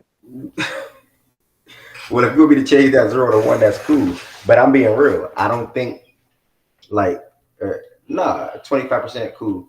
But I think it isn't. I like the Bills. I like the Dolphins. I like the Jets. I don't think the Chargers will be better than either one of those 3 teams. I like the Ravens. I like the Bengals. Think they're gonna be better than the Dolphins. I don't think they're gonna be better than the Dolphins, bro. But I mean, the Jets may not be better than the Jets either. Listen, if the Dolphins win 10 games, bro, like that's in range. That's within margin of error for what you just said, but Chargers not winning 10 games though. You literally said 8, bro. That's within margin of error, bro. You didn't say that 6. Margin of error can be one game. You didn't say 6 to 8, bro. You said 8, 9. I said 7, 8. Don't do that. I said 7, 8 with the lowest win total for both teams being 6. Okay. So 6 to 9 is what you said. 6 to 8. 6 to 8. Where's 9 coming from? Yeah, 6 to 8. Bro, because you said 8 the first number. I'm thinking, No, bro, come on. 0% chance. 6 to 8. 6 to 8 gang. Let me tell you why I don't think they make the playoff. Because I just think Chiefs won division winner. Let's just say Texans for now. Chiefs, I'm gonna just say Texans for now. Chiefs, Texans, Ravens, and Jets. Those are my 4 division winners. Dolphins and Bills both make the playoffs to me. That's 6 teams right there already. It's only one more spot. And that last spot probably gonna go to the Bengals or the Colts or the Jags. Let's be real. You said so you don't think there's a chance they could be better than the Jags? Yeah, potentially, but then I don't think the Jags will be better than the Bengals. So what's the point? You don't gotta attack the Jags for no reason. I don't think the Jags will be better than the Bengals. Niggas, you see? Because so now basically you're telling me you're high on the Colts, I think. Do you think they'll be better than the Colts? No. You said what? Do you think they're gonna be better than the Colts this year? I don't think so. I don't think you think that. Bro, I told you what I think the Colts gonna do this year, bro. He also said that there's variance with the Colts too. I don't know, bro. I just don't think 0 is crazy, bro. If they make the playoffs, you have to be better than the Bills or the Dolphins. And I just don't think I can see that. You think so? Yes, because they're gonna be 5 and 6 to me. And there's gonna be one other team. That's gonna be the Bengals. Are we sure about the Bengals? Bengals, Jags, or Colts to me as of right now. And even the Steelers. Like, let's be real. But that's 4 teams they have to be better than. So in my opinion, they shouldn't the Steelers, I'm not gonna lie, bro. They shouldn't shoot for being one of those last teams in. They should be shooting to be 5 or 6, in my opinion. So that's why I think it's 0. But listen to me, bro. I think the Bengals are a playoff team as long as Burrow's healthy. Like I feel good. But they're not come on, bro. Gang, that's gonna be tough for the Chargers again to play off. Listen to what I'm saying, though, bro. Yeah, what'd you say? Even whether he plays or misses, bro, then Barrow's gonna have a stretch where he's hurt for at least 6 games. Why? Well, you can say the same for Herbert then. Huh? Say the same for Herbert then. But Herbert shit was like, come on, bro. Nigga hit his fucking finger. Nigga hit his fucking rib cage. Like, he had a rib too. So that's different than bro. Burrow literally tore his ACL and has had lower body issues ever since. That's different. Those are 2 different things, are they not? Yeah, but I don't want to bring up the injury card. But I mean, that's not the reason why Burrow was hurt last year, though. What was the injury last year? It was a wrist. Oh, fair. Yeah. Wait, why did his season end though? His wrist. Yeah, he couldn't throw. Wait, what about when the injury he had to start the year? That was a calf thing that he was working through. That's what I'm saying, bro. No, but that didn't affect him. Well, I should say that didn't. I mean, he played, but he played. Yeah, he played through it. But I was saying that's not the reason why that wasn't his major injury last year. Was my only point. But I understand your question marks about Burrow's health. Like I'm not saying that's crazy. I'm just maybe a little bit less cautious as far as that's concerned. So D-Mac, if you had to answer Eli's question, what would you say? What percentage would you say, Eli, for the Chargers? I mean, D-Mac for the Chargers. Well, look, I think that I think 9 games is within the realm of possibility for the Chargers. So I think that there's a 20% chance, 20% chance if I had to randomly peg it. Because I don't know if 9 gets you in an AFC that I expect to be very competitive. Right. But I do think that they could be in the hunt there. But so I'd say about 20%. Okay. But my point is, come on, fiance. If 5 to 10 people ask you, do you think the Chargers will play playoffs? You're going to tell that 5 to 10 people no in 5 to 10 different ways. Nah, probably not. I don't really see it. Not likely. I don't think so. Fuck no. Like you're going to say that in so many different ways before you think of, before you sit and say, yeah, probably so. I think they probably can do it. Yeah, listen up, bro. If you was to ask me, what was their playoff chance out of those things that you said, bro? Nigga, you said 0. That's a fuck. No, they can't make the playoffs. Like, come on, bro. That's I just don't think they make the playoffs at all. That's me being real though. Like, I think again, nigga, you said 0. What's the playoff chance? Who? The Chargers. 0. That's 0 is gas. 0 is gas. Bro, listen. It's not like they're a bad team. The AFC is too. They're not going to win the division. So let's start there. So at that point, there's 3 spots left. Like, come on, gang. You know how many fucking divisions have like 3 or 4 good teams. Some of these teams don't move me how they move y'all though. I guess that's it. Like niggas said the Steelers. Like I guess. I mean, hey, do me a favor. Hold on. Time out. Hey, go pull up the Chargers schedule. Yeah, matter of fact, let's do that. Yeah, I didn't even think. Go pull up the Chargers schedule. For the record, I don't have the Steelers in the playoffs, but again, I think that they get 9 games, 9 to 10 games. Bro, it might not work year 1, but Harbaugh is he's pretty damn successful at what he did. Their schedule's not that hard, actually. I'm sorry. Okay, wait. Let's look at this. The first 7 games is fairly easy. Wait, let's talk about this, bro. Let's talk about this. Raiders. And look how many games they sold down the stretch too. Raiders win. Duh. Okay. They can beat Carolina. Carolina. Easy duh. That's 2-0. Pittsburgh game is gonna be a tough game though. In Pittsburgh. Okay. At Pittsburgh. Okay, I give Pittsburgh. We'll give you that. We'll give you an L. Okay. And Kansas City L. Denver dub. Arizona dub. Should be 4-2. At home against New Orleans, I could see if it was in New Orleans. What you saying, Ev?